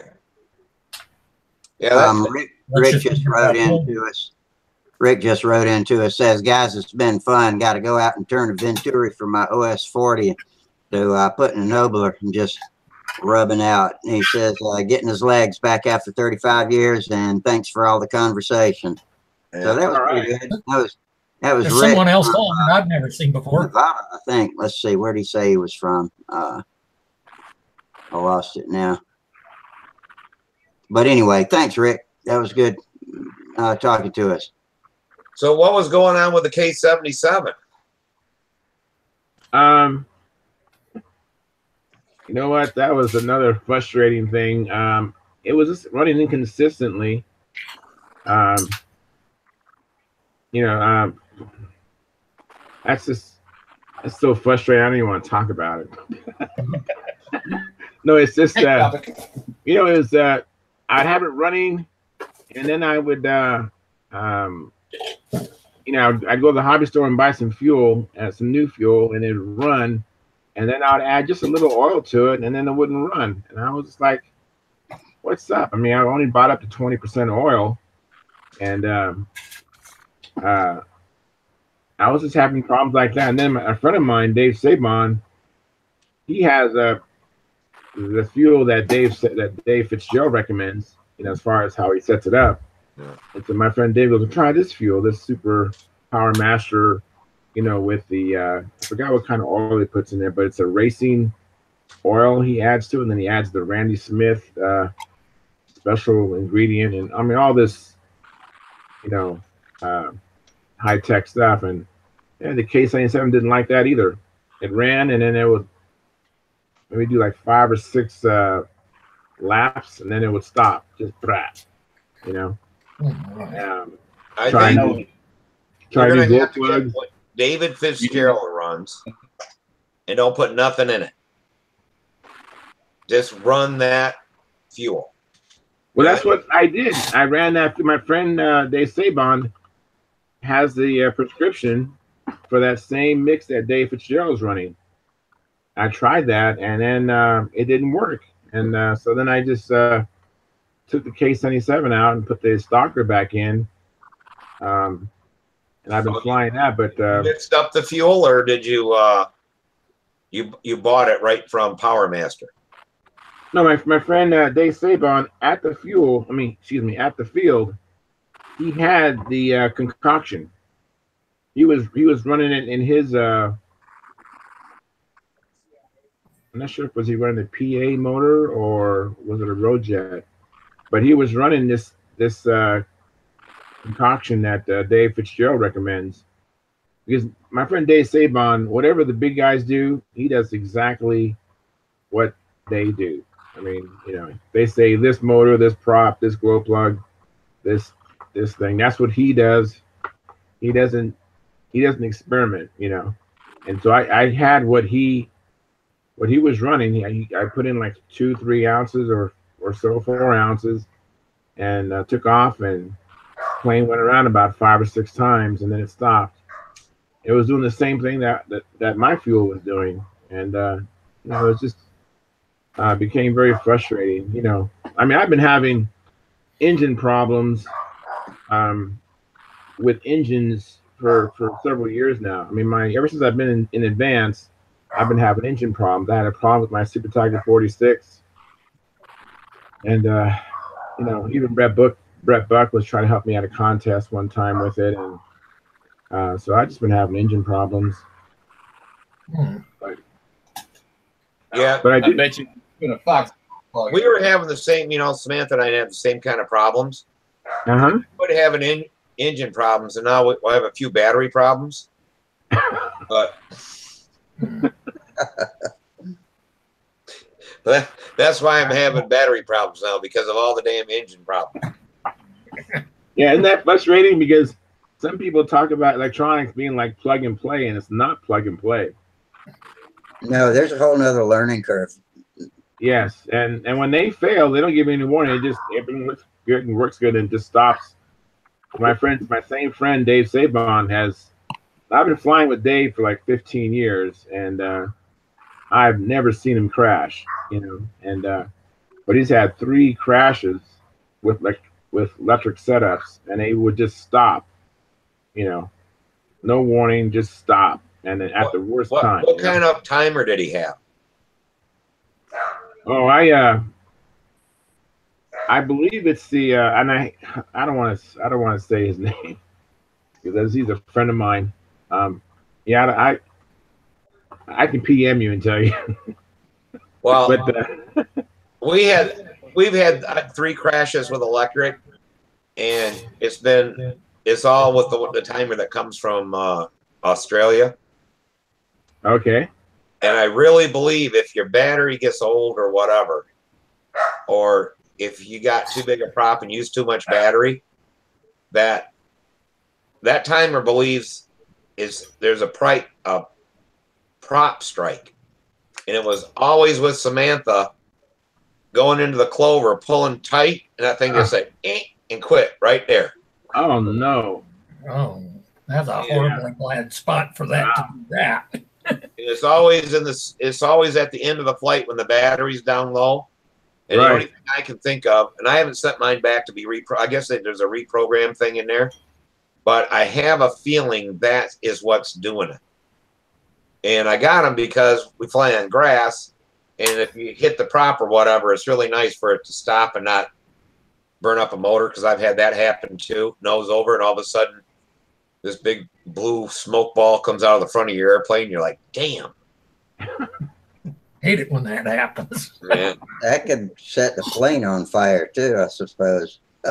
Yeah, well, if you get, if you do it to where you can unplug the battery or whatever, but usually once it hits, I'm already starting to run, so I'm about halfway there when the smoke starts coming out of it. Oh, very good.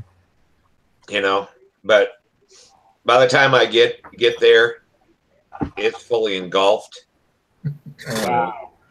And everybody's like, man, if that was just flying doing that, that'd be really cool, the smoke trail coming off it like that. But nah. Yeah, so I've had a couple of them, but that's without it. So it's like, yeah, how do you weigh it? If you're a good flyer and you don't strike the prop on takeoff or anything like that, or nose over on landings, or it should be dead by then. But the one time I came in and I was doing lazy eights and got way too close to the ground and actually whacked the ground a little bit. Right. And the engine, it knocked the engine off the front of the airplane. How it mounts on there. Yeah.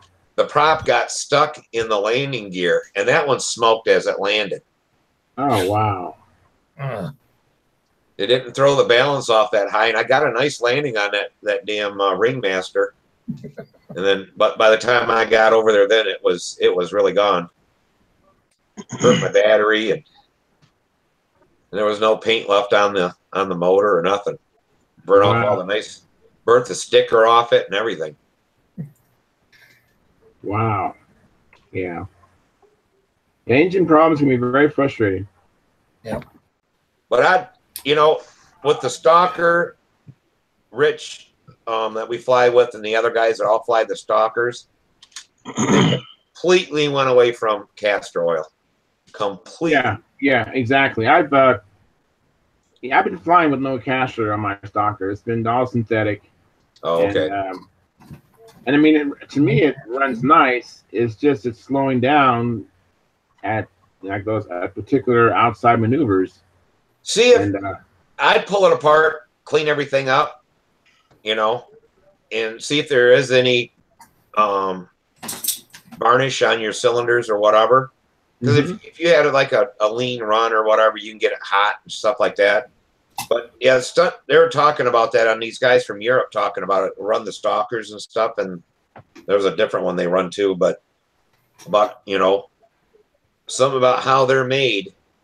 They do not like any varnish on the cylinders.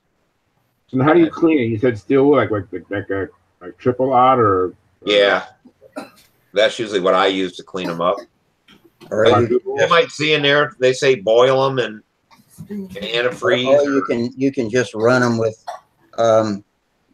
synthetic oil, synthetic oil for a while, and it'll clean itself out. Well, no, that's all I use synthetic. He's running pure synthetic as it is. Oh, okay. Yeah, I just add more synthetic to it. I bring it up to 20%. Yeah. And I saw too that it's a possibility that the Stalkers maybe don't like 20%. Maybe only like 17%. Oh man. Yeah, the guys here are running 18%. Yeah, you know what? Maybe that's my problem. I'm running 20%. Maybe it's too much oil. Yeah, I saw my thread on Stunthangar.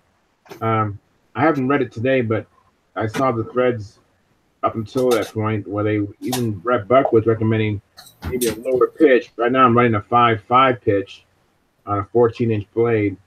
Reduce the pitch down to maybe 4 and run the motor harder And then when I do that switch from the inside rounds to the outside rounds on the vertical 8, maybe it won't run slower. Now we've done the opposite here. We're running everything with like 6-pitch props. Come here. And these guys are even talking about going with 7-pitch. Yeah, earlier last year, I was running 9-pitch. I was just running the motor really, really slow back then. I was running like only 6,800 RPMs and had a 13 by 9.5 pitch. It was a 3-blade prop. And that was a nice run. It still did the same thing. It would slow down during the vertical 8 part on the top and also on the overhead. But what was so, I just had to adapt to it. I just kind of had to finesse it. And, but when I fly a plane that doesn't do that, I'm like, oh, wow. As a matter of fact, the K-77, when I did get the K-77 to run, it didn't do that. And that was nice. I would see if you can get your hands on some of that. I know you're there in California. You should be able to. On that, and I can't think of what it's called. It's in the blue cans. Bud Light. Bud Light. Yeah, Bud Light. No, it's the Dawn Power Dissolver. Power Master. Oh, Power Master fluid. Okay, I mean fuel. Yeah, oh, yeah. They make a Power Master in like a Rojet or a PA. And that's what David Fitzgerald runs.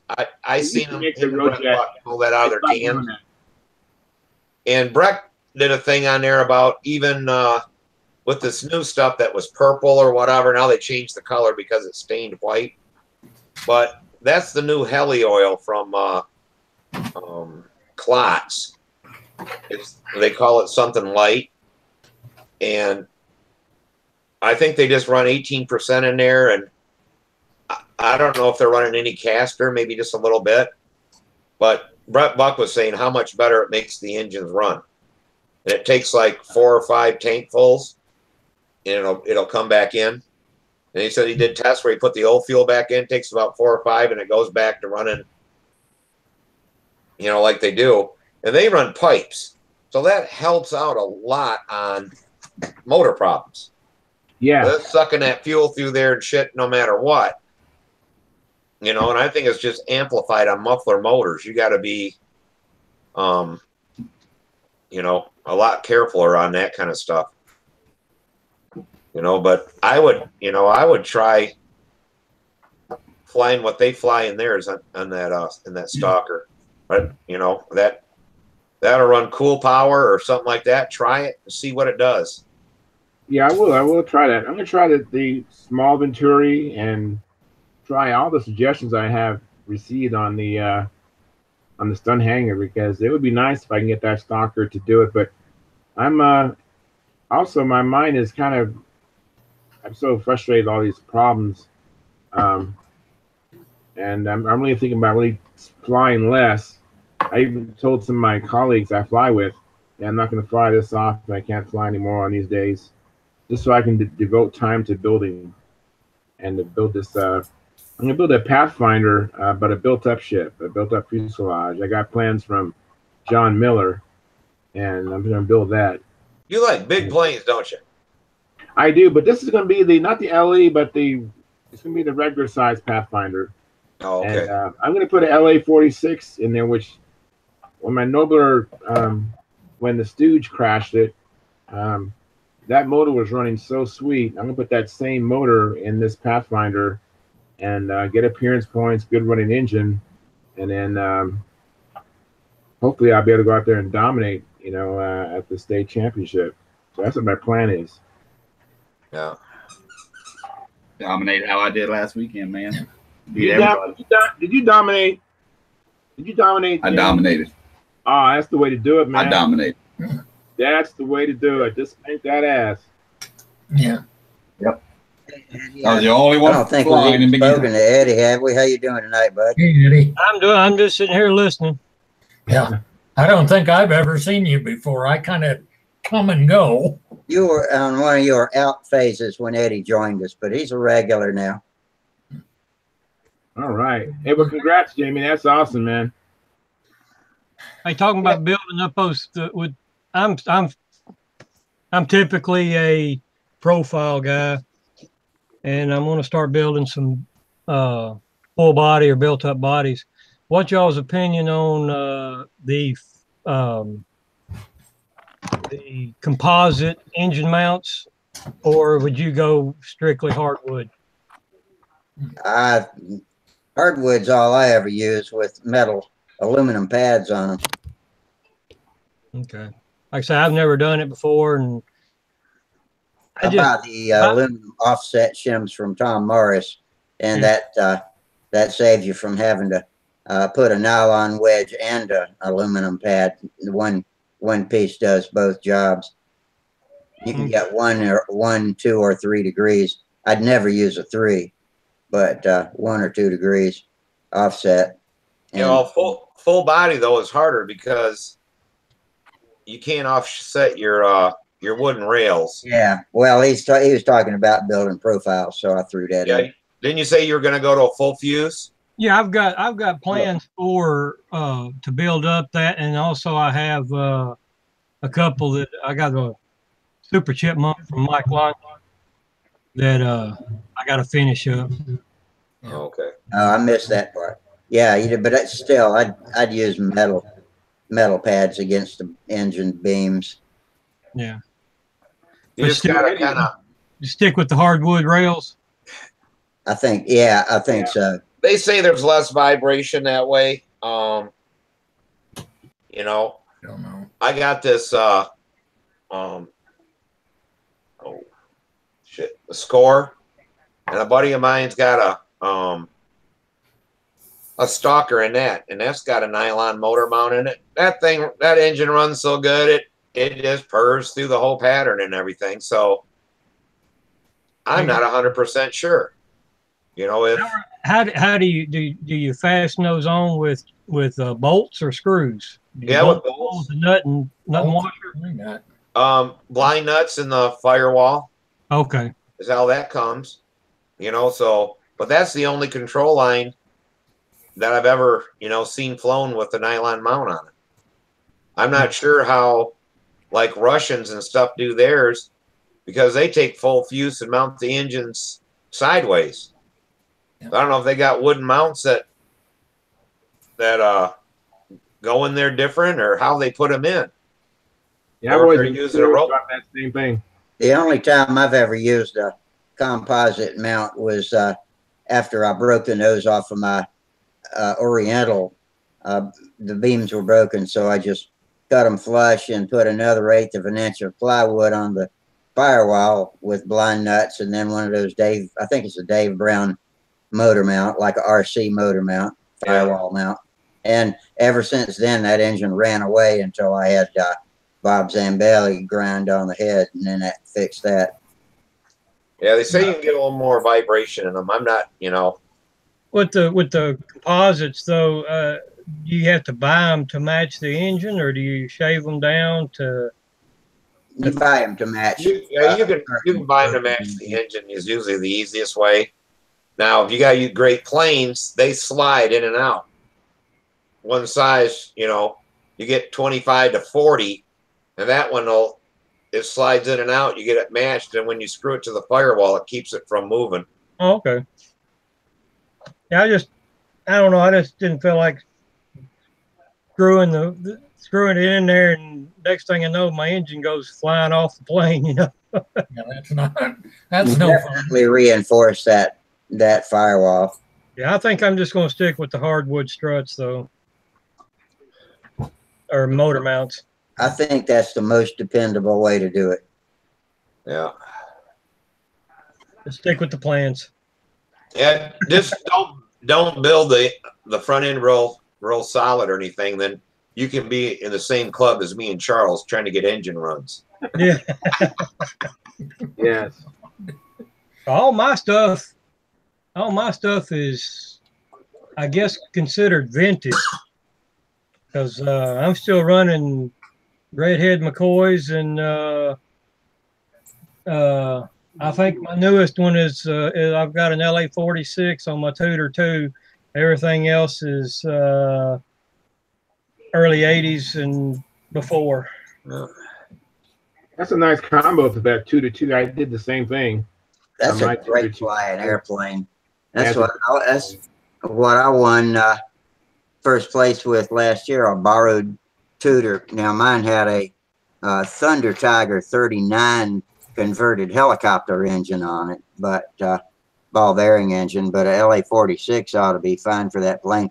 It doesn't. That plane does not look like it would be a great stunter, but I'll be damned if it doesn't cut a beautiful. There is no movement at all on the elevator and flaps on that thing, but it'll turn a 90-degree in a heartbeat. Yeah, Just unbelievable. it's a sweet flying plane.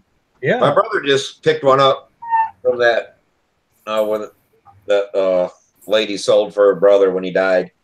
But it's got a Super Tiger 51 on it. Good Lord. Yeah. I paid $25 for mine. For your tutor? Yeah. He paid $100 for everything. And it turns out, though, I took it out there to the guys to fly it, and it was actually one. It was actually one they give away as a door prize, and the lady had the ticket and won it and everything, and never had it for 2 years and never did anything with it, and put it on. I can't remember if it was the local browser paper or if it was Craigslist, but I saw it and went and picked it up for $25. I think I bought the engine for $75. I got $100 in the whole plane, so that's not bad. No, that's not bad at all. Good flying plane. I love it. Yeah. On my channel, I have a video of me flying my Tudor too, and it was a good flying plane. The only reason why I haven't flown it is that particular plane was a test bed for the previous owner, and as a result of having so many different motors on there, I have to make a mounting plate. And my mounting plate, I didn't realize it was on a flat surface, so it fractured. And so I just need to make a new one, or else I'd be flying it still. But it's in my garage, ready to fly once I make a new engine mount. Is that the same one that's in that picture I've got of you taking off at Brodak? No, that's a borrowed Tudor. That was a Tudor 1. I have a Tudor 2. What's the difference between a 1 and a 2? The 1 is a much smaller one. That matter of fact, that picture you have, that borrowed plane probably had a OS Max. I think I had a 35S in there. Really nice, sweet. Maybe that's what I've got. I'm not sure which one mine is. The Tudor 2 is big. I think it's got a 50-inch wingspan or something. You gonna make Brodak this year, Charles? I don't think so, Manny. I would love to, man. I had the best time, second best time of my life out there in Pennsylvania at Brodak. I would love to go there again, but I kind of have to pick where I go. I had to kind of. I was gonna say if you wanted to fly out, I'd bring you airplanes to fly. Yeah, that would be great. Drive.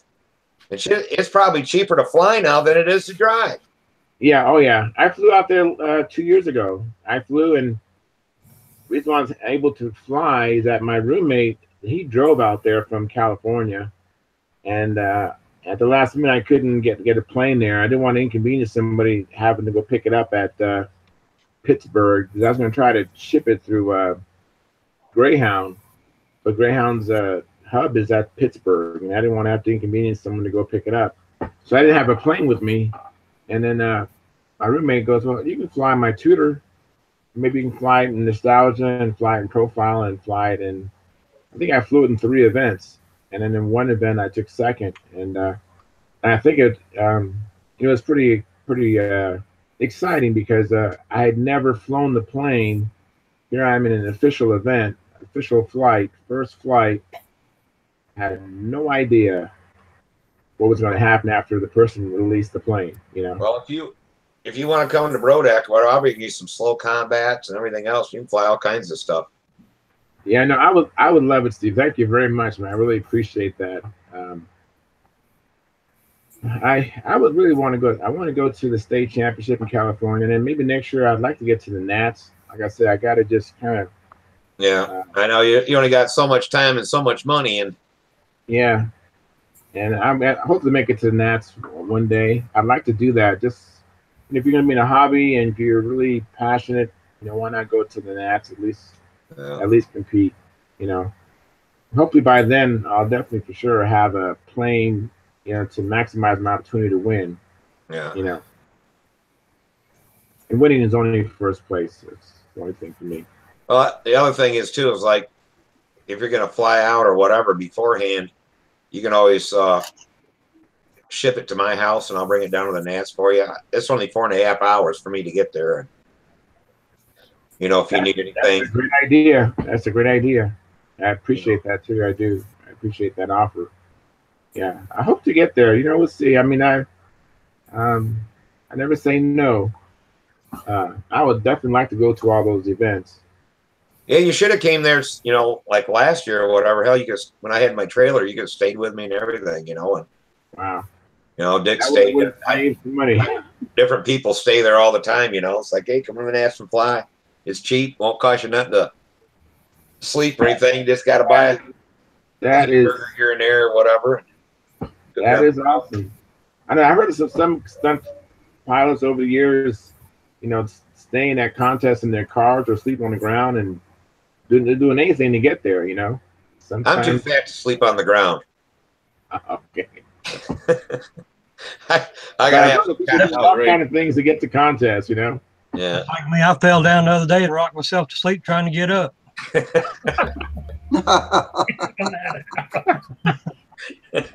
Oh, that's too funny. See, if I kept trying to get up, I'd probably just start cramping and be in agony,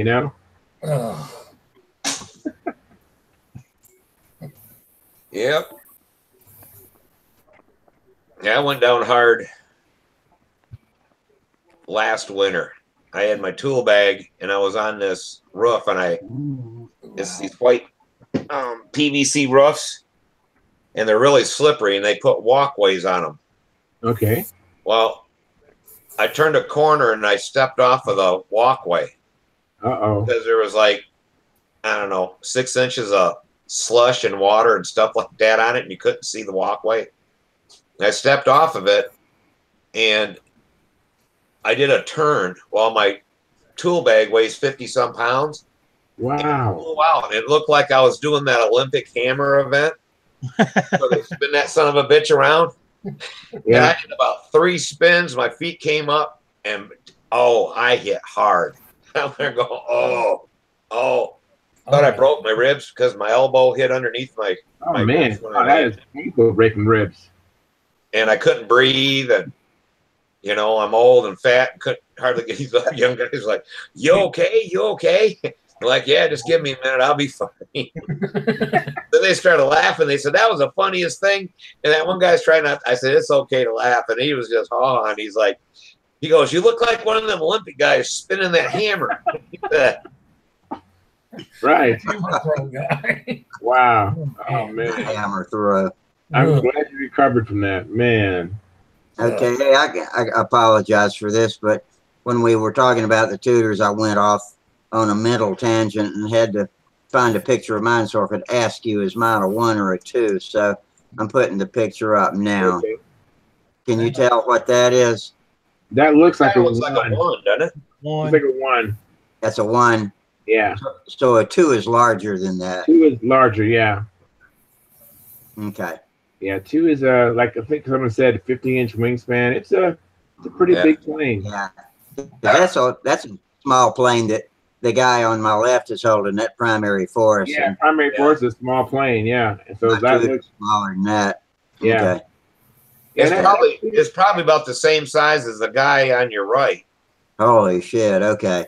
It's a good size. It's a true 40, 45 size airplane. Yeah, okay. But a lot of people love the Tudor 1 because you could fly a lot smaller motor on that and stuff, and they said it flew really good and everything. Yeah. Yeah, mine was a dream to fly. So What did you have on it for a motor? a Thunder Tiger 39 ball bearing helicopter engine, Oh, okay. converted to control line. Yeah, that damn sure was enough motor on that airplane. Being That's Yeah. for It sure was. More than plenty motor there. That OS 35S that I had on the Tudor one that I was flying, that was a good flying plane. I just was just just wasn't sure how much fuel. It sounded like it was running out of gas before it ran out of gas. And so in the first official flight, I kind of bailed on maneuvers after the overhead 8, but they kept flying. And then my partner, my friend goes, "Why'd you stop doing maneuvers?" I go, "I didn't want to crash your plane. I thought I was running out of fuel." And in the next competition, I did much better, and I think I took second. And that's the only plaque I have from Brodak, which I'm very proud of. It's real nice.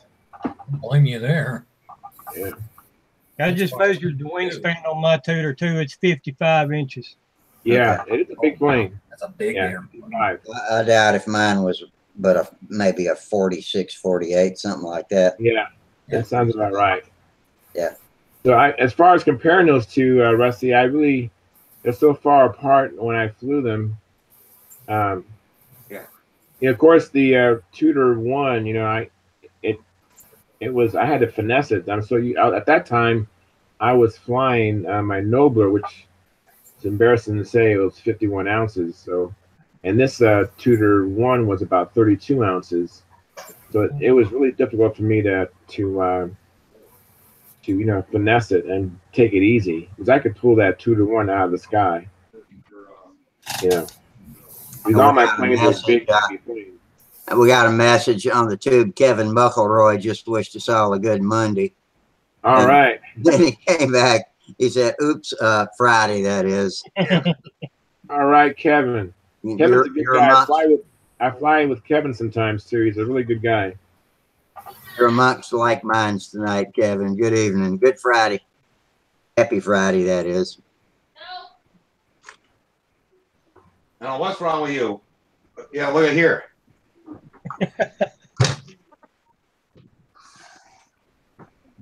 What you working on, Jamie? Oh, I'm spraying my primary force. Oh.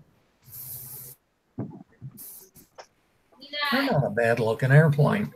Richie just ruined shit. Oh, those are great looking airplanes. Oh, that's how it was this morning. Those are good flying planes too. Those primary forces fly pretty good. I've never flown one, but I've just watched it from the outside the circle. Yeah. And it appeared to be a good flying plane. I mean, considering it did not have flaps, it flew really nice. I tell you what, for being I guess it's 26 hours without the engine, and flying with a 46 LA with 11.4 prop, it flies great in my beginning opinion. It flies way better than my Ringmaster does. That one Wayne flies. LA-46 in the primary force? Yeah, I got this from Ty Morsucci. He had an LA in it. Wow, that's a big motor for that plane. The one Wayne flies has an LA-25 in it, but he built it before the kits were ever available from plans, and I think it's a lot lighter than what you would build today out of a kit. Yeah, I know. We got guys here that fly the primary force with LA-25s in them too. And even the Sig had the ones you get ARFs. Mm-hmm. They were flying them with LA-25s in them.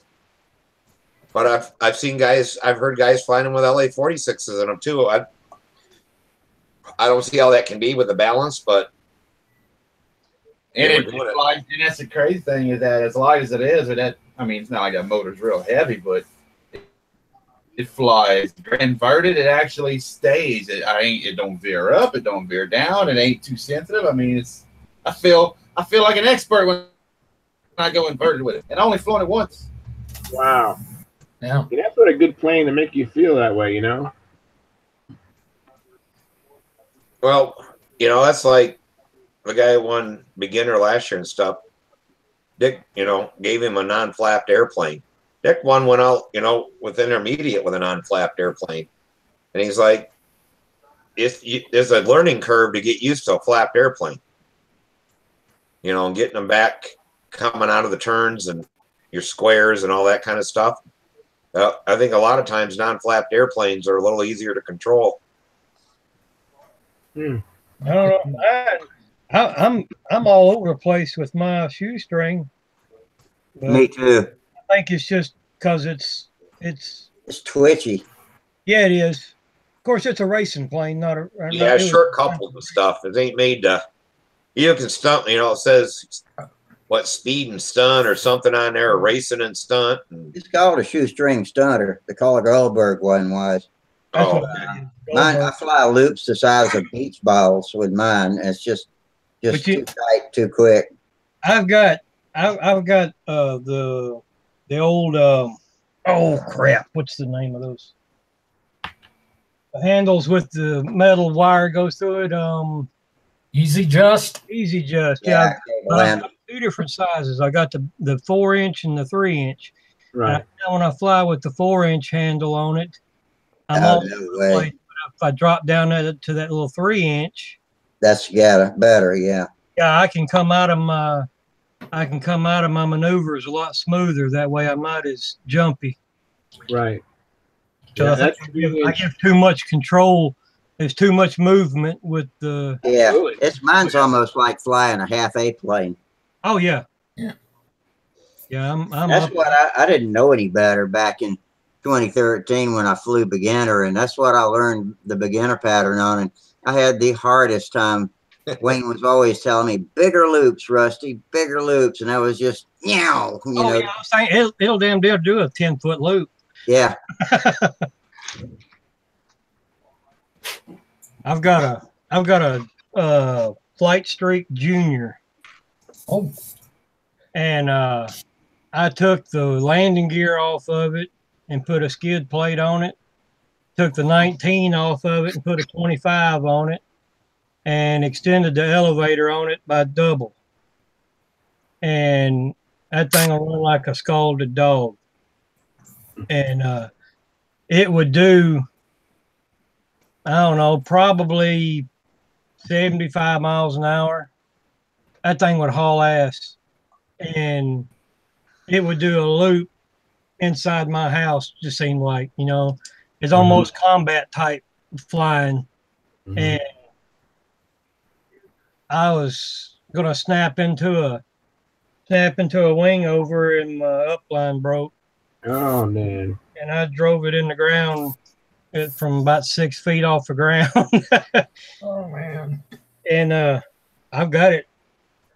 No, it's out in the building right now, but it's been put back together a couple of times, but I got to recover it and get it back out there. But it's a fast plane, but. Yeah, talking about doing those tight loops, man, that thing I could go inverted before I realized what I was doing. Yeah. Anybody remember their first planes? My first plane was the Cox PT-19. Yep. Piece of junk. That was my first successful plane. My first ever was a black Cox Stuka. Mine was the Sterling Ringmaster biplane half-A. Oh my! And it didn't fly worth a shit. My dad had built it, and I had all up and no down. And Daddy's like, "You don't need no down, just use it up." Well, yeah. Yeah, you gotta. It didn't fly too well. But then I had a Goldberg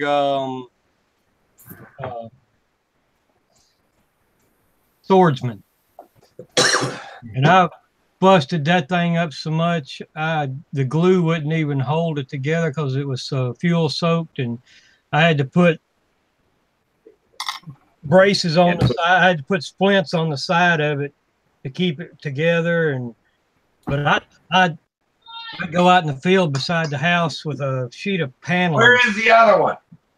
With a sheet of paneling and a homemade stooge, and I bet I'd fly half a gallon of fuel through that little half-A every day. Wow. No, Eddie, I had totally forgotten, but I had a swordsman too. Yeah, that's a flying little sucker, man. I can. I've Yeah, got I a swordsman but I box. had The first thing I flew was a Gillows number. No, there's no black bag by your closet. And then the first plane I built was what you modified. I had a There's no back bag in the there, 60s, I had a Junior Flight Street with an ENU-15 on it. Yeah.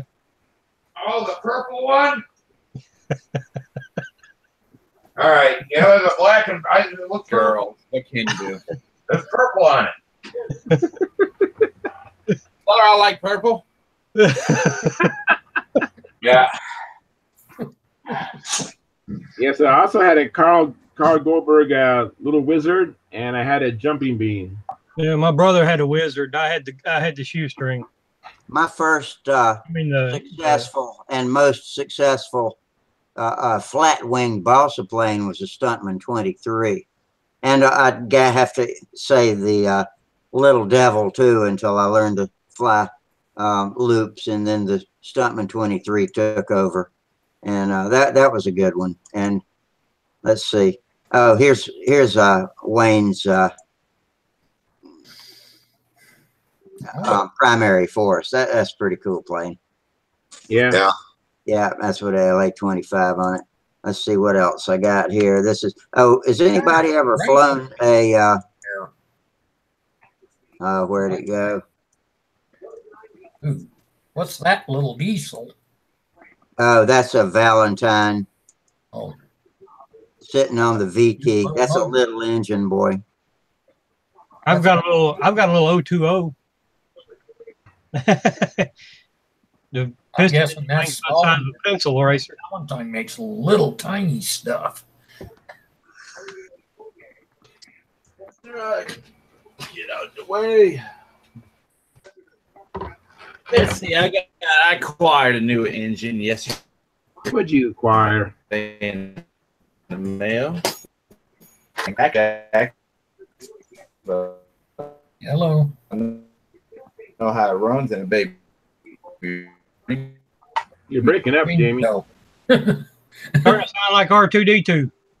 Yeah, he was. I think he's losing connection. Yeah, he's frozen there, bent over, unless he passed out. Oh, now he's set up. He's gone.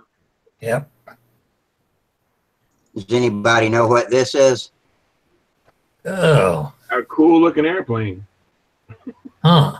Very That was- interesting. That was a little jumping bean before I yanked the bell crank out and shredded every rib in the inboard wing. Nose was completely gone. There was nothing left of it, but I liked the plane so much I rebuilt it into this, extended the wing area with some static flaps, and put a sort of a stabulator on it with sewed hinges. But that's what I called it. I renamed it the refried bean after that. That's a Norvell. That's a Norvell 061. I like it. That is- What motor you got on there, Rusty? Say what? What motor is that? What That's a engine? Norvell 061. God, it looks bigger. That's a quick little airplane That now. was a badass little airplane too. It's still hanging in the shop. It looks like a 35 on it. It does, because that's a little plane. But it was 6 ounces of pure stunt evil. That's funny. So, when do you think you'll have your Pathfinder done, Charles? Oh, I'm gonna have it done pretty quick. I'm hoping to have it done at least a month or two out before Golden State, which is in October. Because what I'm gonna do to really make it a really quick build is take an arc wing from a Brodak Pathfinder Yeah, and then build the fuselage. that's According good to the idea. rules, you can have one prefab part, Yeah. either a And wing or a fuselage. then you use your fuselage and build a wing, and now you got 2 of them. Yeah, exactly.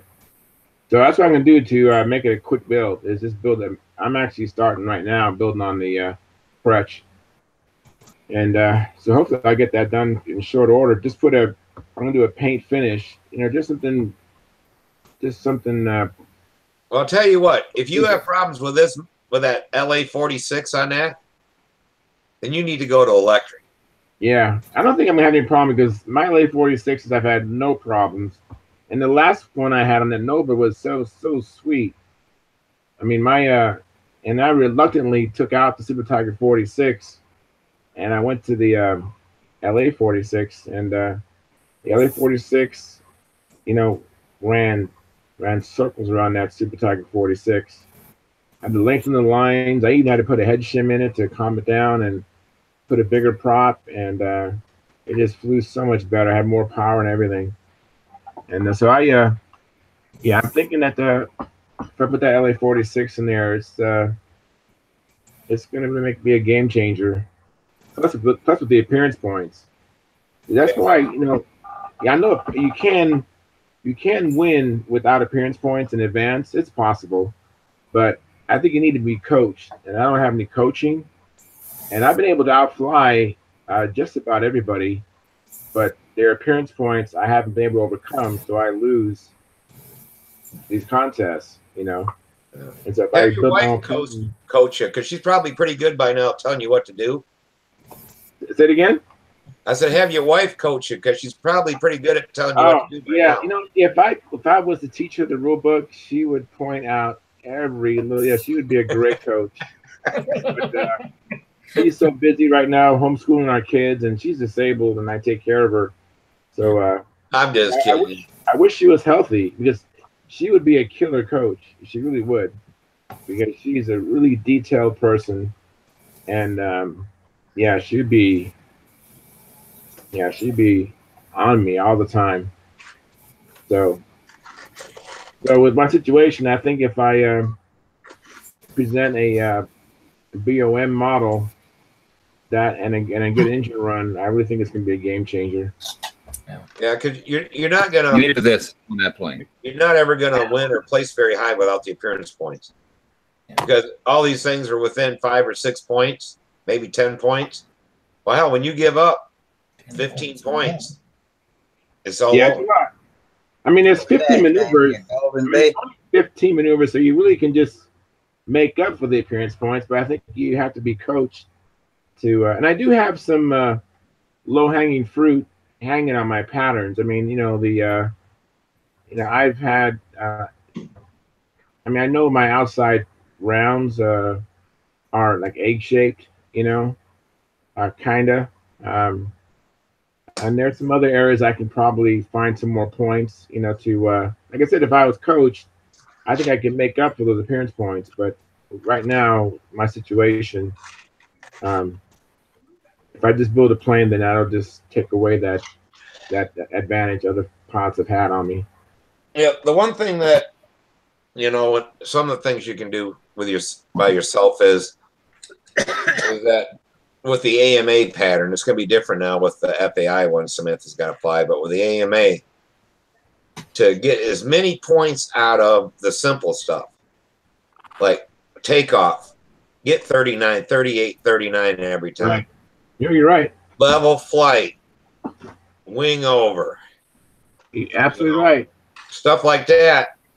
Then when you get into clover, and the clover ain't no good or whatever, you're still going to get maybe 30 points for it. But if you go through and get 30 points on your 35 on everything, you'll end up with less points in the flight.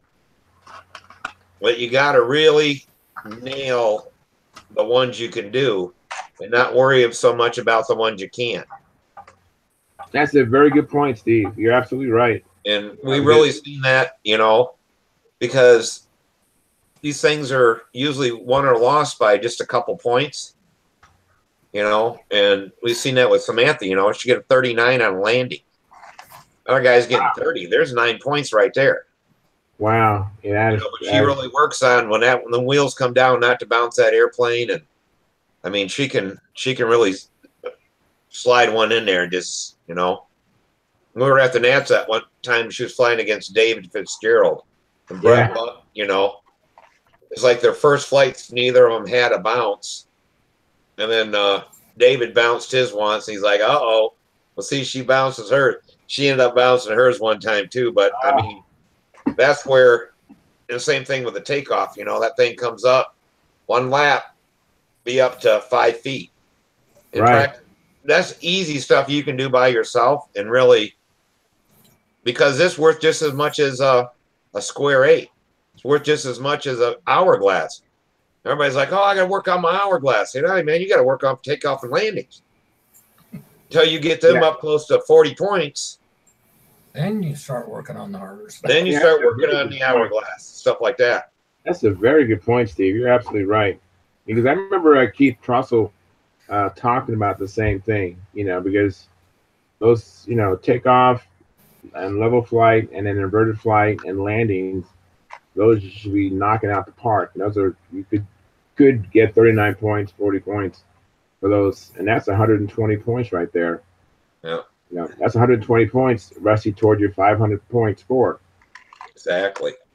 Well, the second time Samantha flew at the Nats, she couldn't fly the whole basic, you know, the beginner pattern. You can do the overheads and stuff like that. But I told her, I said, we're going to get so good on the other stuff you can do. You're going to get max points. She lost first place by 2 points, and the other guy flew the whole beginner pattern. Wow. And she had to leave out 2 maneuvers she couldn't even do. But she got so many points on the takeoff, the landings, you know, her wing over, because back then it wasn't reverse wing over, just a regular wing over. Yeah, right. And, you know, bring her down to 5 feet and stuff like that, work on it to get it. She didn't want at 5. She's probably at 6. But so much better than the other kids were at doing it. But, yeah, she almost took first place, not being able to do the whole beginner pattern. That's really impressive. Yeah, that's really impressive. But, you know, now, though, with the FAI stuff, it's the maneuver plus the multiple K factor or whatever that's called. Yeah, the K factor. So it ain't going to work that way on takeoff and landings. That's not a high K factor deal, you know. But you still can lose by not getting a point here or there, you know. So yeah, but the stuff you can do, you just got to get it really super good and not worry about, you know, the really hard stuff. What is the K factor? Is that like a multiplier? A difficulty factor? Yep. Yeah. It's basically a difficulty factor. That's why their points are up 11,000, you know, 11,000 or 1,100 points and shit like that. Not like 500 on ours. I'd have to be graded on a curve. Yeah. I'm curious on that. Which is the highest K factor, the square 8 or the hourglass or what? I'm not sure. I'd guess the square 8's probably the most difficult. It's got 16 turns in it, or 17. That's the one that gives me the most difficult. That's the one that scares me to death. I crashed with my daggum shoestring 3 times doing that damn maneuver. That's my absolute favorite stunt. It might not be my best, but it's my favorite one to fly. I come out of that one, and when I go inverted, that shoestring just don't like it. It just loses all lift, and I get ground upside down every time. Yeah, that's the airplane. I know, yeah, but I just don't. I don't like it now. That tutor will shit. That'll do it.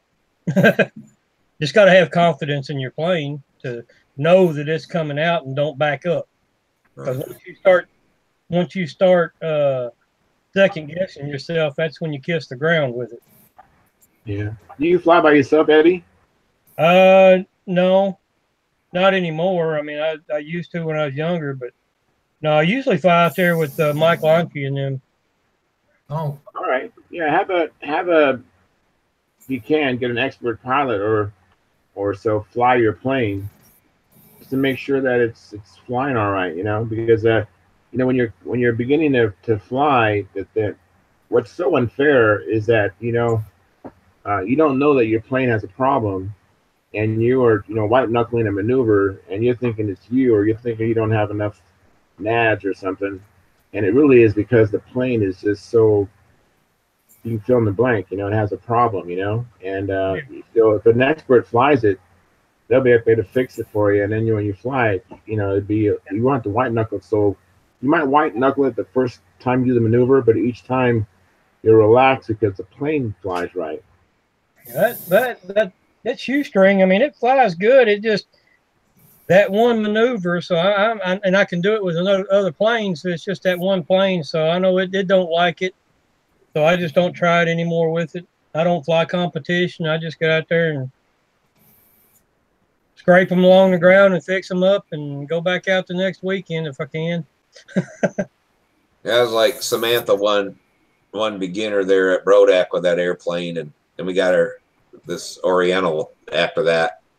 And I'm like, I'll say up the Oriental. I said, but I want your other plane, I'm gonna fly it. She's like, okay. So I went out and gonna fly that thing, and we took off, and that thing was all over the place. I'm like, that's the worst plane I ever flown in my whole life. Yeah. We tried to mess with it a little bit. I brought it home. I threw it in the damn fire pit and burned it up. I took the motor off it, and I burnt the damn thing up. I'm like, I can't believe you could fly that damn thing. I'm like, no wonder once we put you on the Oriental, you learned all the rest of the pattern in 2 weeks. Yeah. That other airplane, What did you get rid of? it was some unflapped airplane that I bought there at Brodak. We slapped an engine on it. And I learned my lesson about buying airplanes that are already built. People sell them or give them away because they ain't no good. Yeah, it's like a used car. Yeah, it's like, holy shit, But, yeah, I burnt that. I just burnt that up. I burnt like 4 or 5 of them again last year. Ones I didn't like how they flew. Yeah. In the damn burn pile they went. I'm like, they don't even belong in my house. So, oh, you can take the warp out. You do this. I'm like, yeah, I can burn them things up and start over. Well, maybe even salvage some of the hardware. Who knows? You might find some decent hardware in there. Well, yeah, I always strip off the tail wheels and the wheels and shit like that. And then just have a bonfire. But Wouldn't be doing that here. We're under stage 4 fire danger. You can't even light a charcoal grill where I see that. You guys are like, what, 99 degrees right now? We weren't that hot. We were up in the 80s today, but we got no moisture over the winter. And we've had winds all year, so it's dry as a tinderbox down here. Yeah, we were under a fire deal, whatever here, and you couldn't burn and everything, and then now everything's flooded. When that went through, what was it, Wednesday night, I think it was? Yeah. We lost power and everything else, and it hailed and washed out part of my yard and everything else. Took grass and everything with it. It rained so hard. I'm going to have to fill that back in and seed it. And I mean, the pond next door to my house is filled back up. But yeah, it really rained here. Where are you at, Michael? I'm in very extreme south central Colorado. Oh. I'm about 11 miles north of the New Mexico border. He lives in the pucker bush country. Yeah, I live in an old coal mining community. We're a historical district. I live in a 1908 coal miner's house. Or 1906 this place was built. Mike was just a coal miner's daughter. Yeah, my mom was. Hey, Jamie, what was that engine you held up a little while ago? I just caught a glimpse. Was it a Golden Bee? Yep. Yeah, let me click on that. That's a cute. There you go. Golden Bee. Yeah. Yep. Kind of beat up, but I mean, less than $20 for it, and it's got a great compression. Yeah, sounds like it's got a good pop to it. Yeah, I had one of my beginner ringmaster, and it was great. I bought a house that was built in 1921, and it originally was coal fired for heat, and it was balloon framing. And I had no idea about balloon framing, that you could get a 2x4 that went all the way from the basement wall all the way to the peak of the roof on the second story. So, Wow. yeah, it was. Oh my. There was no fire breaks or anything in the outside walls. You know, for the That's not a worry with this house. It had a old composition roof, or actually had 5 of them when it started leaking, and we put a steel on it. But these houses were built out of cinder block. So needless to say, my heating bills are horrible. But when I moved in and stuff, and then my cousin wanted to move in with me. He needed a place to stay. He's getting divorced and stuff. So I'm like, yeah. Where I was fixing it up, and in my bedroom there was a place on the ceiling that drooped down about the size of a small paper plate. Uh-huh. So we had the idea, because we knew it was all plaster and lath, Right. that I'd get a drywall screw, put it right in the middle, and pull that back up, and then fix it, make it nice. So I'm standing on my water bed, get a screw, I put it in that thing, said, "Nyeh." When it went in, the whole ceiling collapsed in the bedroom. Oh, Man. whoa. Everything but about 3 inches from the outside wall fell. Whoa! Wow. In about 100, probably more, I'd say 500 pounds of coal dust come out of that ceiling. That with the balloon deals, every time they filled the coal in there, it pushed it up, and it went in the attic. Oh, jeez. There was so much weight up there. When I pushed that up there, all that coal dust crashed the ceiling right out of it. Wow. We couldn't breathe. We went outside. He went out the one door. I went out the other door, and it looked like the house was on fire. This black stuff was just rolling out of the house. Yeah, and that black stuff's horribly bad for your lungs. Oh my God.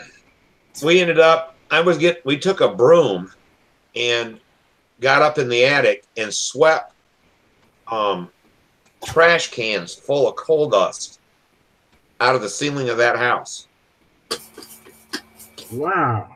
I couldn't. When you talk about coal, I'm like, I never want to see any more coal again the rest of my life. Yeah, this place was originally coal-fired. I end up having to repaint the whole house.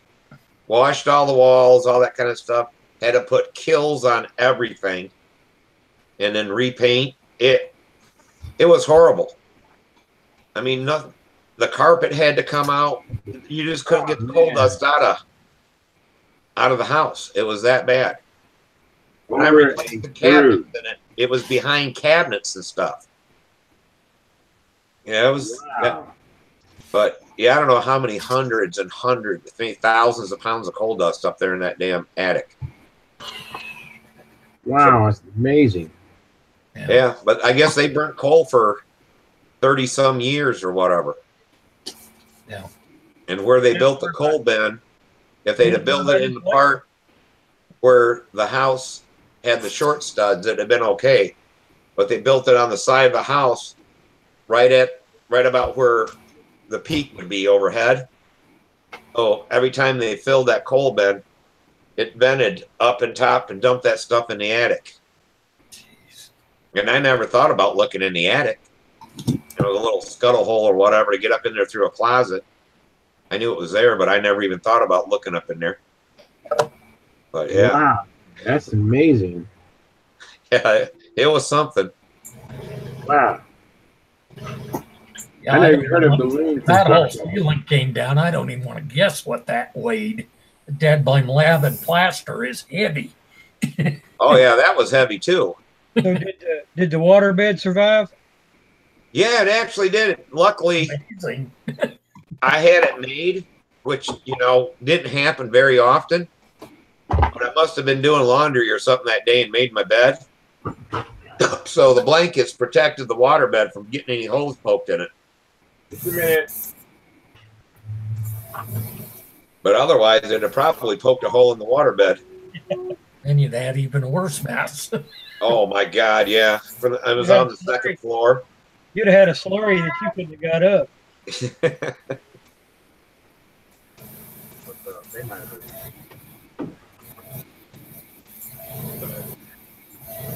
Yeah, that was my one and only dealing with coal.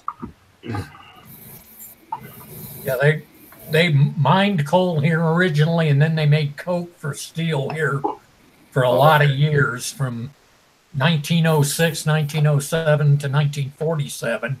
And instead of doing what most coal towns did when they closed down the company town, the coal company offered the houses and stuff for sale to the people that work here. So that's why this town's still the way it is. Oh, that's cool. But these are the old cinder block ones on limestone foundations. They ain't going nowhere then. Yeah, except when that earthquake happened, it did a number on a few basements, including mine. Oh, yeah.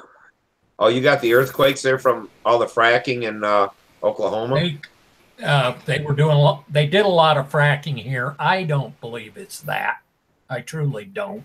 I think Colorado's full of fault lines too. We've had them forever. But yeah, that one that got some national coverage for the grocery store up the road from us, the Ringo supermarket that shook all the stuff off the shelves, that one was centered right near Cokedale. So we got a pretty good shake. Yeah, we had a couple here, but I don't know. They say it's fracking. They say it's not fracking, but there was just something on TV a couple days ago about there in Oklahoma. They were still doing testing, and I forget how much methane they had coming up in people's yards that they can't even live in their houses now. And they figure it's from the fracking, all that's coming up through the... They're supposed to be tapping that. That's what they were doing here when they were fracking, was getting the methane off the coal beds. Yeah, but for some reason it's coming up under people's houses or through their yards. They had some kind of a meter they'd stick in the ground, and man, watch that thing go way up, and it's like, holy crap! But the ground is just saturated with methane now. I'm afraid it'll blow up. Yeah. To go with all the tornadoes they get. Yeah. Oh my. Light it off just before the tornado comes by and just clear it right out. Yeah. Tornado will take that methane out of there. Along with everything else. I think it's probably about time to wrap it up. About 12:24 Eastern time, but anyway, it took us a while, but we finally got into some aeromodeling talk. But yeah, I guess my time. Y'all don't forget about your mothers on Sunday, okay? Oh yeah, Mother's Day. Yeah. Hey, did you hear from Tom? No. He had a text me. He might be here Monday. His dad had a stroke this morning. Oh, I'm sorry to hear that. No. Who's dead? Tom, his dad. Tom Creasy had a stroke this morning. Yeah. Oh jeez. Oh, no kidding, because he was supposed to go there to Jeff Traxler's this week, I think, because I think it's like the 15th or the 17th that they're doing that Memphis Belle thing. Uh-huh. And they were supposed to go down there. Yeah, that's too bad. I went through that with my dad, him having a stroke. Yeah. Okay, well, yeah, I hope Tom and his family's going to be all right. So maybe he'll check in and give us a report on Monday night. But meanwhile, y'all have a good weekend, and I appreciate you coming and talking. And that goes for all you YouTubers too out there. We still got a few watching us. Let's see, what do we have? Not sure how many's watching us now. But everybody. Yeah, we got about 8 of them watching us, it looks like. Okay. Well, we enjoyed it. Y'all have a good weekend. All right. In the meantime, fair winds, tight lines, and we'll see y'all later. All righty. All right. All righty. Good night, everybody. Yeah, Charles, I was